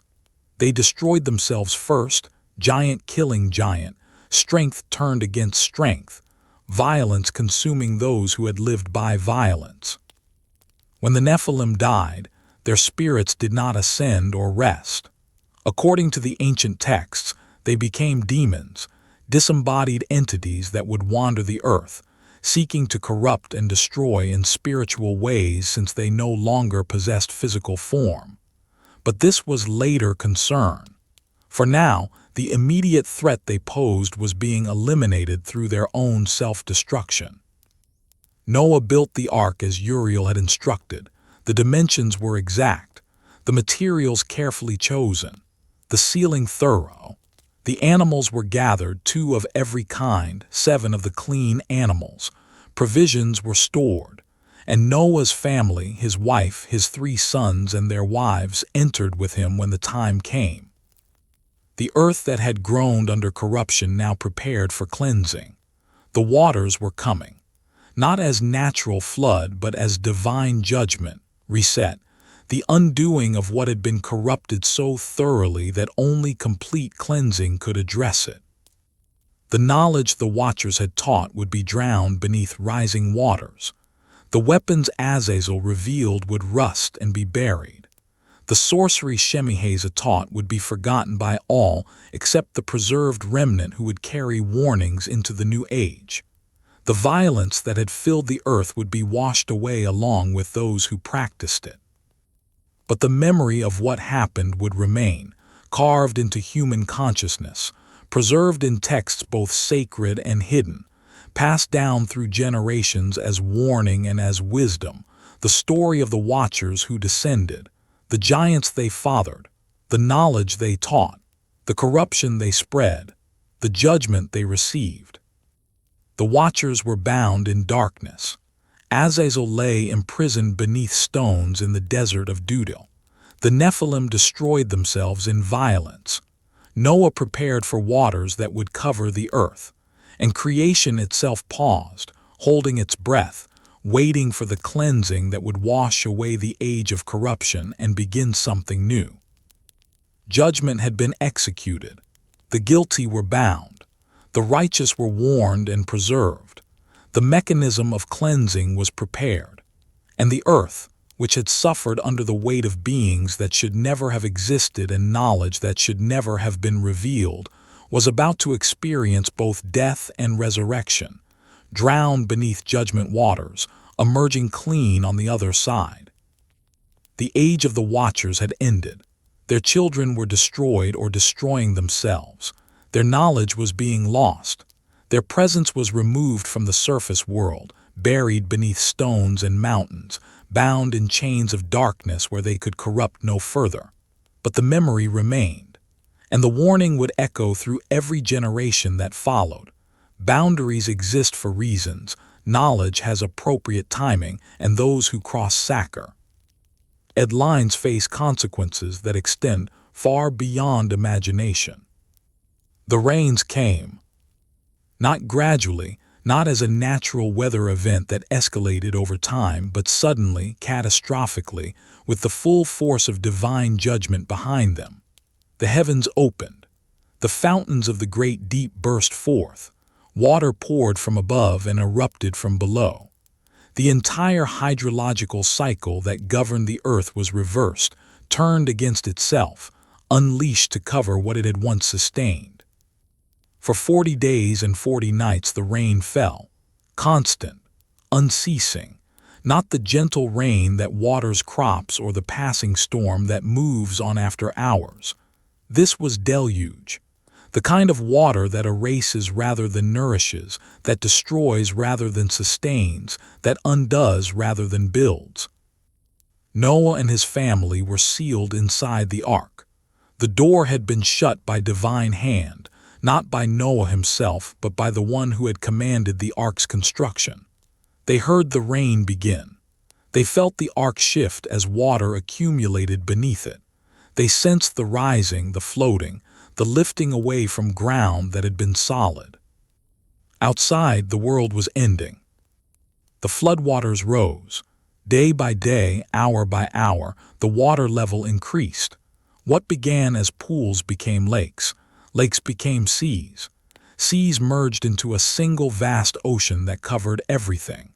The waters increased greatly upon the earth. They rose above the hills, above the valleys, above the cities and settlements where humanity had built its corrupted civilization. The Nephilim, who had survived Gabriel's incitement to mutual violence, now faced a judgment they could not fight. Their strength meant nothing against water. Their size made them no safer than ordinary humans. The giants who had towered over men, who had ruled through fear and consumed without restraint, were swept away like everyone else. They tried to flee to higher ground. They climbed mountains, seeking elevation above the rising waters, but the waters followed. Genesis records with stark clarity. The waters rose above the highest mountains, covering them by 15 cubits, approximately 22 feet. Nothing remained dry. Nothing remained above water. The entire surface of the earth became ocean.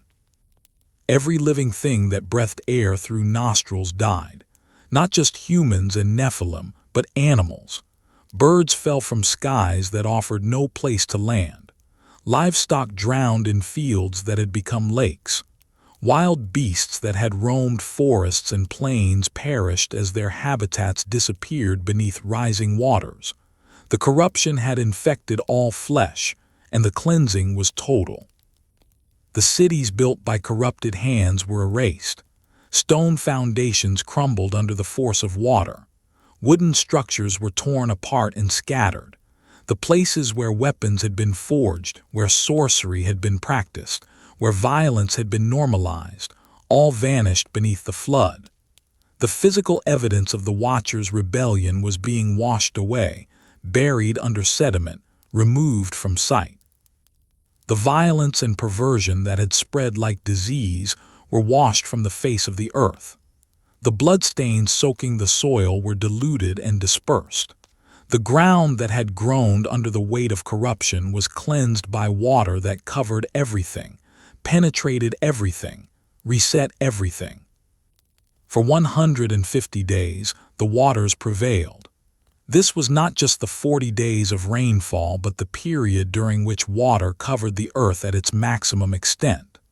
The rain stopped after 40 days, but the waters remained, holding their level, maintaining their coverage, ensuring that every trace of the corrupted world was thoroughly cleansed. Inside the ark, Noah and his family waited. They could not see what was happening outside. They did not know the full extent of the destruction. They only knew that they floated on waters that had covered their entire world, that everyone and everything they had known was gone, that they alone remained of all humanity. The flood was not merely punishment, it was cleansing, a reset of creation, a return to the boundary that had been violated. Water has always held dual significance in sacred texts. It destroys but also purifies. It drowns but also washes clean. It ends one thing but prepares for another. The flood that killed every living creature except those in the ark also removed the corruption that had infected all flesh. The mingling of celestial and mortal bloodlines was ended. The Nephilim who had walked the earth as violations of natural order were swept away, their bodies drowned, their physical presence erased. The humans who had embraced forbidden knowledge, who had weaponized what the Watchers taught, who had participated in the violence and sorcery that filled the earth, all were removed. The boundary between heaven and earth, so thoroughly shattered by the Watchers' descent, was being restored. Not that angels could never again interact with humanity. They would, but as messengers, as servants of divine purpose, not as rebels taking mortal wives and teaching forbidden arts. The violation had been addressed. The line was being redrawn. Slowly, gradually, the waters began to recede. God remembered Noah and all the beasts and livestock with him in the ark. The fountains of the deep were closed. The rain from heaven was restrained. The waters receded steadily from the earth. What had risen with violent speed descended with patient deliberation. After 150 days, the ark came to rest on the mountains of Ararat. Solid ground beneath it again, though everything around remained submerged. The mountain peaks began to appear, first as islands in a global ocean, then as highlands as the water level continued to drop. Noah sent out a raven, then a dove, testing whether the earth had dried enough to support life again. The first dove returned, finding no place to rest. 7 days later, another dove was sent and returned with an olive leaf, proof that vegetation had survived or was returning. 7 more days, and a third dove did not return at all, having found habitable land. When the waters had fully receded, when the ground was dry, Noah and his family emerged from the ark. They stepped onto earth that was new again. Not new in the sense of recently created, but new in the sense of cleansed. The physical landscape had been reshaped by the force of water and the weight of sediment. But more importantly, the spiritual landscape had been reset. The corruption was gone. The Nephilim were dead, swept away by waters that made no distinction between giant and ordinary human, between strong and weak. The cities where violence had reigned were buried under layers of mud and rock. The weapons forged from knowledge Azazel taught were scattered and lost. The altars where sorcery had been practiced were destroyed. Humanity was given a second chance. not because the second generation would be inherently better than the first, not because the human heart had changed, but because the specific corruption introduced by the Watchers had been removed. The forbidden knowledge had been washed away, preserved only in memory and warning rather than in active practice. Noah offered sacrifice on an altar built from clean stones. The smoke rose to heaven, and God responded with a covenant. Never again would all flesh be destroyed by flood. The rainbow appeared as a sign, a reminder that judgment had come but would not come in that form again. But the flood was not entirely complete in its cleansing. One element of the corruption remained, subtle but significant. The Nephilim were dead, their bodies drowned and buried, but according to ancient texts, their spirits did not rest. When the giants perished in the flood, their souls, being neither fully human nor fully angelic, could not follow the normal path of mortal spirits. They became something else, disembodied entities, wandering forces, demons. These spirits, according to the Book of Enoch, were allowed to remain on earth to execute judgment and bring destruction until the final day. They could no longer manifest physically as the Nephilim had. They could not build cities or wield weapons or teach forbidden knowledge directly, but they could influence, tempt, corrupt in spiritual ways. This was why evil persisted after the flood despite the thorough physical cleansing. The physical corruption had been washed away, but spiritual corruption had found a new form, less visible but still present, less powerful than the Nephilim but still dangerous. The earth was new, but not innocent. It had been cleansed, but it remembered. The memory of what had happened was carved into the deep places of human consciousness, preserved in stories that would be told and retold across generations. Noah and his family became the seed of a new humanity. From his 3 sons, Shem, Ham, and Japheth, the nations would arise, spreading once again across the earth, multiplying and filling it as Adam's descendants had done before them. But this time they carried with them the knowledge of what had been lost, what had been destroyed, what judgment looked like when corruption went too far. They carried the story of the Watchers, not in full detail perhaps, not with all the names and specific teachings, but the essence of it. Angels had descended. They had taken human wives. They had taught forbidden knowledge. They had fathered giants who consumed the earth. And judgment had come in the form of water that covered everything, that drowned the guilty and washed the world clean. This memory would be preserved in texts both canonical and apocryphal. Genesis would speak of the sons of God who saw the daughters of men and took them as wives, whose children were the Nephilim, the mighty men of old. The Book of Enoch would provide the details, the names of the Watchers, the specific knowledge they taught, the judgment they received, the binding in darkness, the cleansing flood.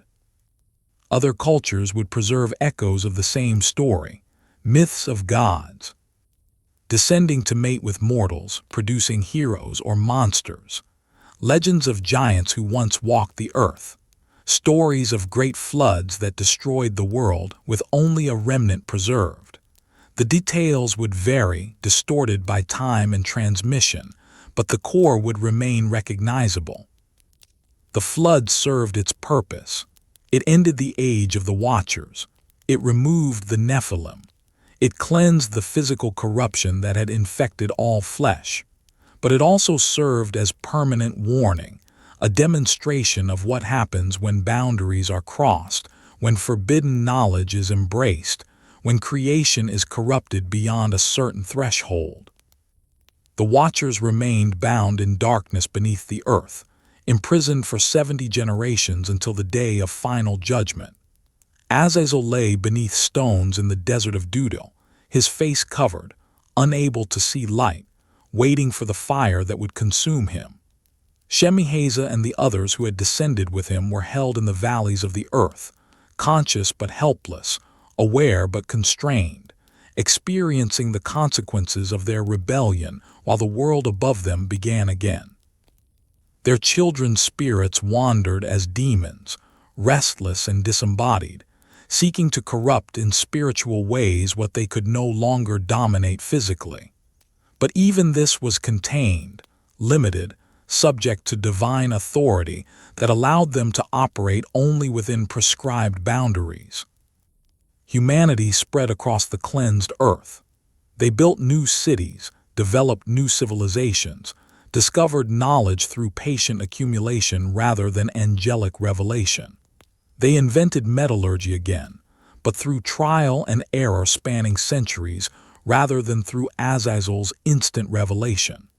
They learned about plants and their properties through careful observation rather than through Shemihazah's teaching of enchantments. The pace was slower, the development more gradual, but it was sustainable. Knowledge gained through human effort at human pace could be integrated with wisdom developed alongside it. What had been catastrophic when handed over in a single generation became beneficial when discovered over millennia. Sin remained. The human heart had not been changed by the flood. Noah himself would stumble, his sons would fail, violence would return, corruption would spread again.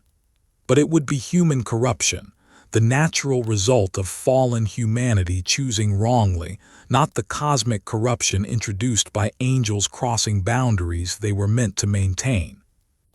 The rainbow appeared in the clouds after rain, a reminder of the covenant, a promise that however much humanity sinned, the cleansing would not come again through flood.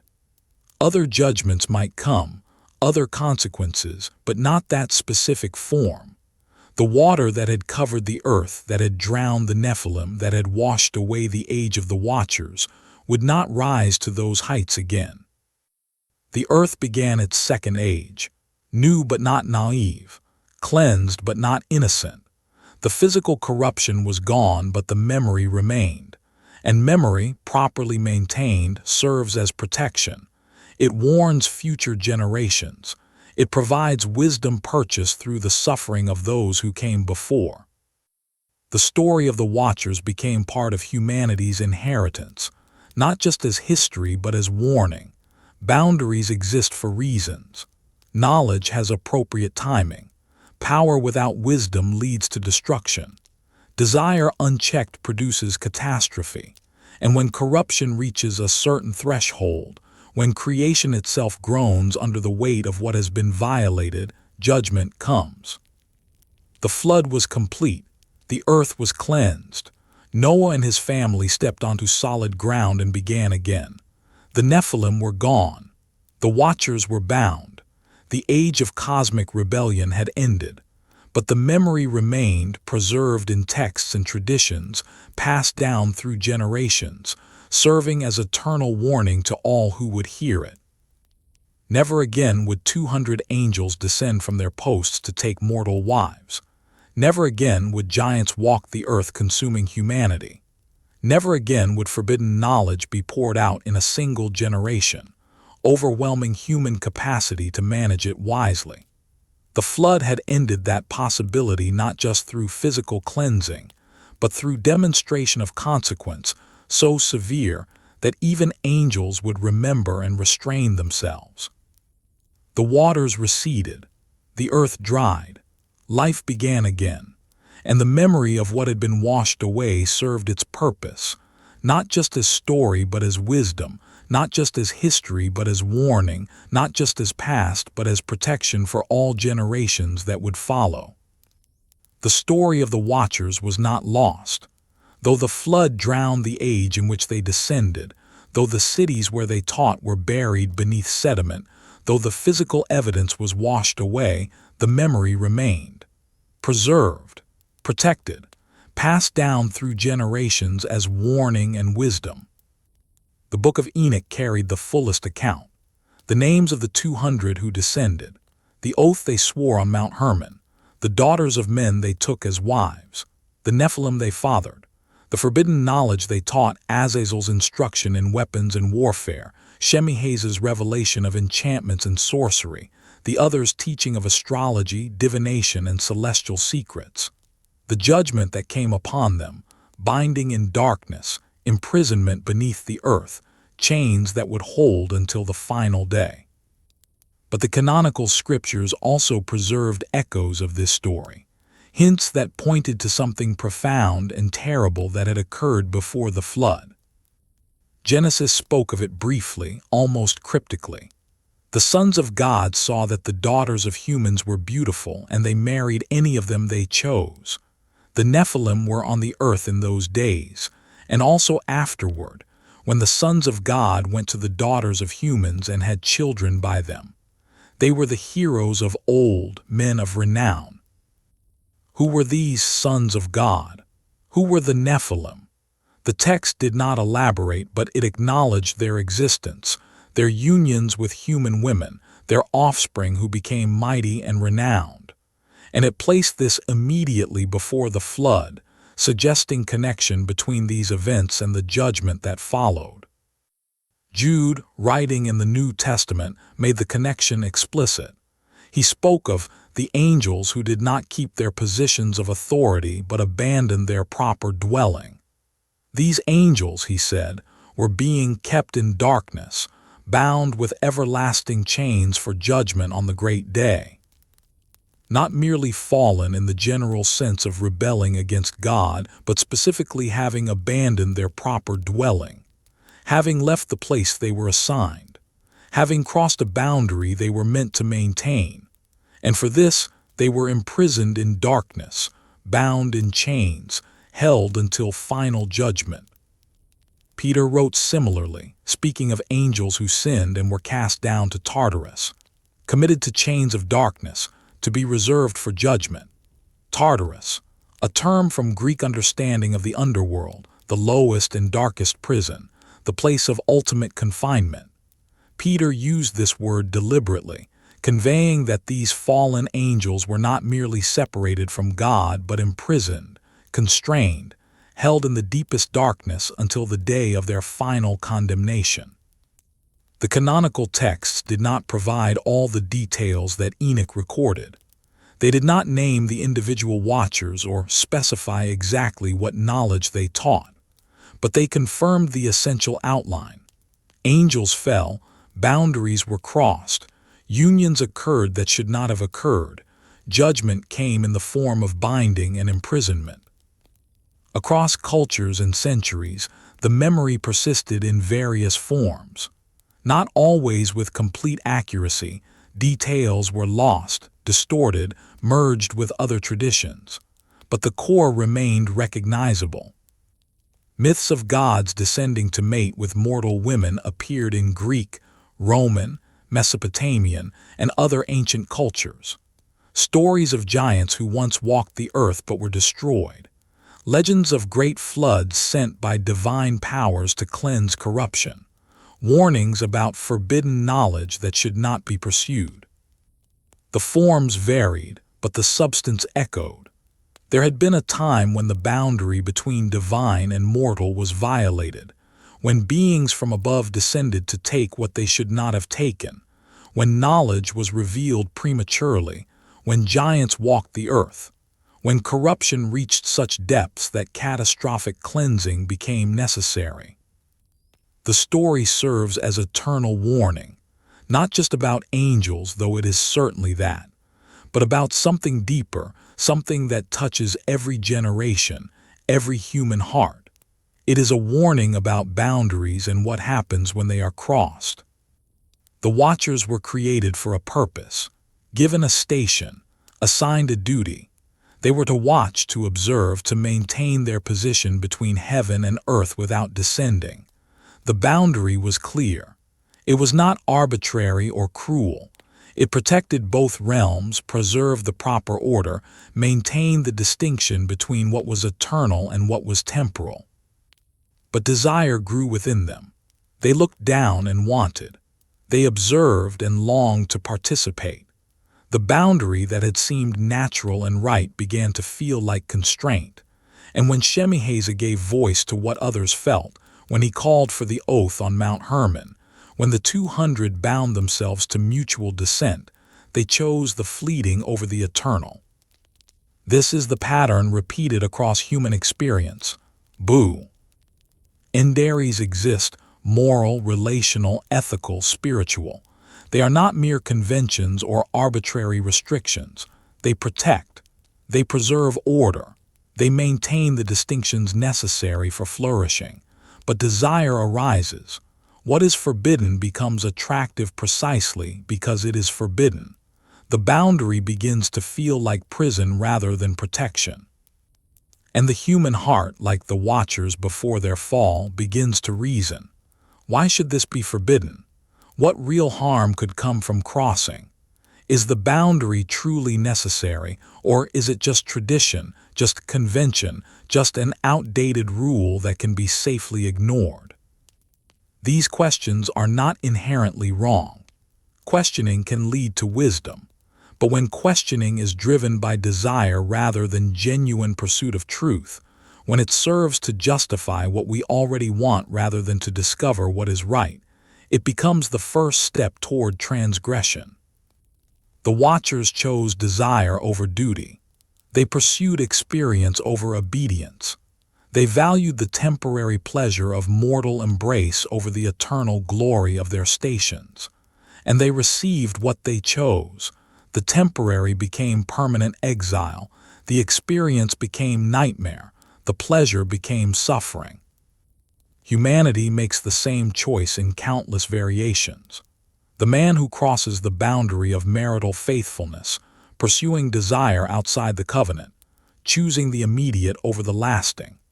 The leader who crosses ethical boundaries in pursuit of power, convincing himself that the ends justify the means.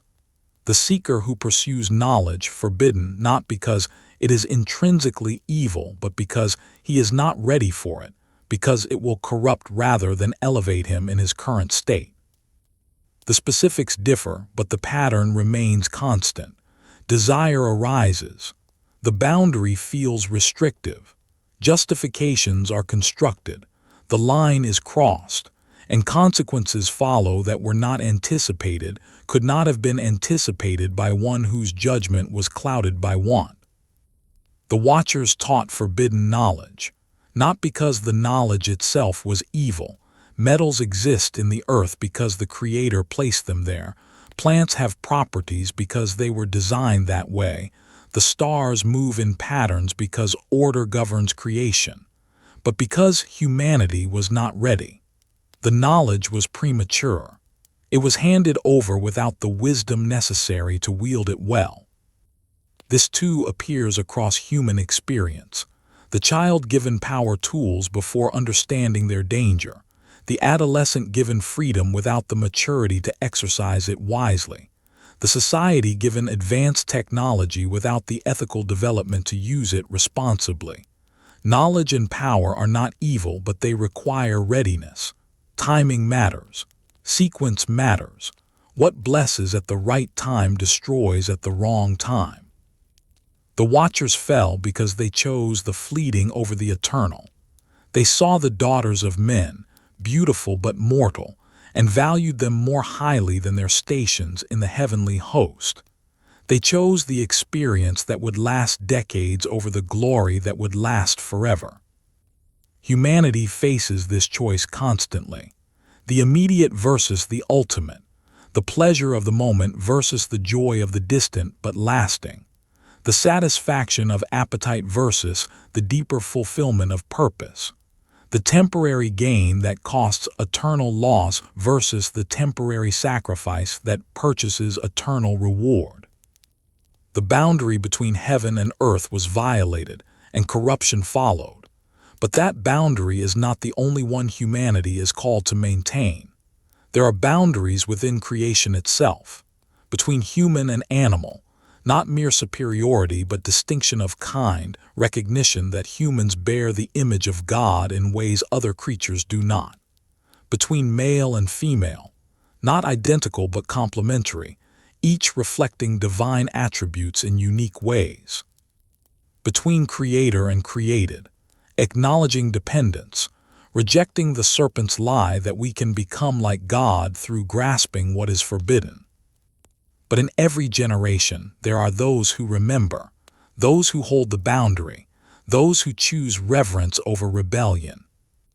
Noah was such a one, walking with God while the world around him embraced corruption, maintaining the pure bloodline while mingling of kinds became commonplace, building an ark when no rain had yet fallen, trusting divine warning over present circumstances. He honored boundaries when crossing them would have been easier, safer in the short term, more aligned with the culture surrounding him. Enoch was another, taken by God before the flood, walking so closely with the divine that he bypassed death itself. He preserved the story, wrote the petition of the watchers even as he condemned their actions, served as witness to both judgment and mercy. These righteous remnants appear in every age.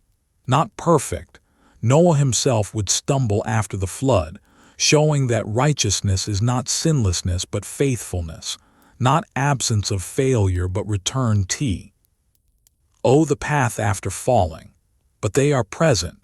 Choosing to maintain boundaries when pressure to cross them is immense, holding to wisdom when foolishness seems more rewarding, honoring the sacred when profaning it would bring immediate benefit. The story of the Watchers is not just history, it is mirror. When we read of angels descending, we see our own temptation to abandon our proper station in pursuit of what seems more attractive. When we read of forbidden knowledge taught prematurely, we recognize our own grasping for power and understanding we are not ready to wield well. When we read of the Nephilim consuming the earth, we see the consequences of appetite unchecked by wisdom or restraint. And when we read of the flood that cleansed, of Noah preserved, of the memory passed down through generations, we are invited to reflection. Not in the bright activity of day when distraction is easy, but in the quiet of night as sleep approaches, when defenses lower and truth can penetrate more deeply. What boundaries are we called to honor? Not abstract philosophical questions, but concrete realities in our own lives. What lines mark the difference between proper desire and destructive appetite? Between healthy ambition and prideful grasping? Between appropriate seeking of knowledge and premature pursuit of what we are not ready to handle wisely? What descent must we resist? What calls to abandon our proper station, to cross boundaries that exist for protection, to pursue the immediate at the cost of the ultimate? The invitations come constantly, dressed in reasonable language, promising experience or freedom or elevation. But beneath the attractive surface, they offer the same choice the Watchers faced, the fleeting or the eternal. The Watchers are bound in darkness, imprisoned beneath the earth, held in chains until the day of final judgment. Their story is finished in one sense, their choice made, their consequence determined, their fate sealed. But in another sense, their story continues in every generation that hears it and must decide how to respond. Will we learn from their fall, or will we repeat it? Will we honor boundaries, or will we find reasons to cross them? Will we pursue wisdom at the pace appropriate for our readiness, or will we grasp for knowledge prematurely? Will we choose reverence, or will we choose rebellion dressed in reasonable justifications? The memory persists not to satisfy curiosity about ancient history, but to provide protection for present and future. The warning remains relevant because the temptation remains constant. The pattern that led to the Watchers' fall is the same pattern that leads to human falling in every age. Desire unchecked, boundaries questioned, justifications constructed, lines crossed, consequences suffered. But the story also preserves hope. Noah was saved. A remnant was preserved. Creation was cleansed and given another beginning. Judgment came, but mercy operated within it. The flood destroyed, but the ark protected. The old age ended, but a new age began. This too is part of the eternal warning. Consequences are real. Boundaries matter. Crossing them produces damage that extends far beyond what was anticipated, but repentance is possible. Return is available. Those who choose faithfulness, even when surrounded by corruption, are not forgotten. The righteous remnant, however small, is preserved and becomes the seed of renewal. As sleep approaches, as consciousness softens, as the day's activity fades and deeper truths can be considered, the story of the Watchers invites reflection. Not anxious self-examination that prevents rest, but honest acknowledgement of where we stand, what boundaries we face, what choices await us. The Watchers fell because they valued the wrong things, chose the wrong path, crossed the wrong boundaries. Their fall serves as warning, but more than warning, it serves as invitation to choose differently, to value rightly, to honor boundaries that protect rather than resent them as constraints. The story is preserved. The memory remains. The warning echoes across millennia, and in the quiet of night it whispers still. Choose wisely, honor boundaries, value the eternal over the fleeting, maintain reverence, resist rebellion. Remember what happens when sacred lines are crossed. The Watchers are bound. The Nephilim are gone. The flood has receded. But the lesson remains, carved into human consciousness, passed down through generations, available to all who will receive it. In every age, in every heart, the choice stands. The boundary waits. The decision approaches. And the memory of what happened before serves not just as history but as wisdom, not just as past but as guide, not just as story but as mirror reflecting what we might become if we choose wrongly, or what we might avoid if we choose well. The story of the Watchers is eternal warning, but it is also eternal hope, for in remembering their fall, we are equipped to resist our own. In honoring the boundaries they violated, we preserve what they corrupted, and in choosing reverence over rebellion, we walk the path they abandoned, arriving at destinations they forfeited when they descended from their stations in pursuit of what should have remained forever beyond their reach. The night is quiet, sleep approaches, and the ancient story whispers its timeless truth. Boundaries exist for reasons, wisdom has proper timing, and those who honor what is sacred are preserved, while those who profane it face consequences that echo through eternity.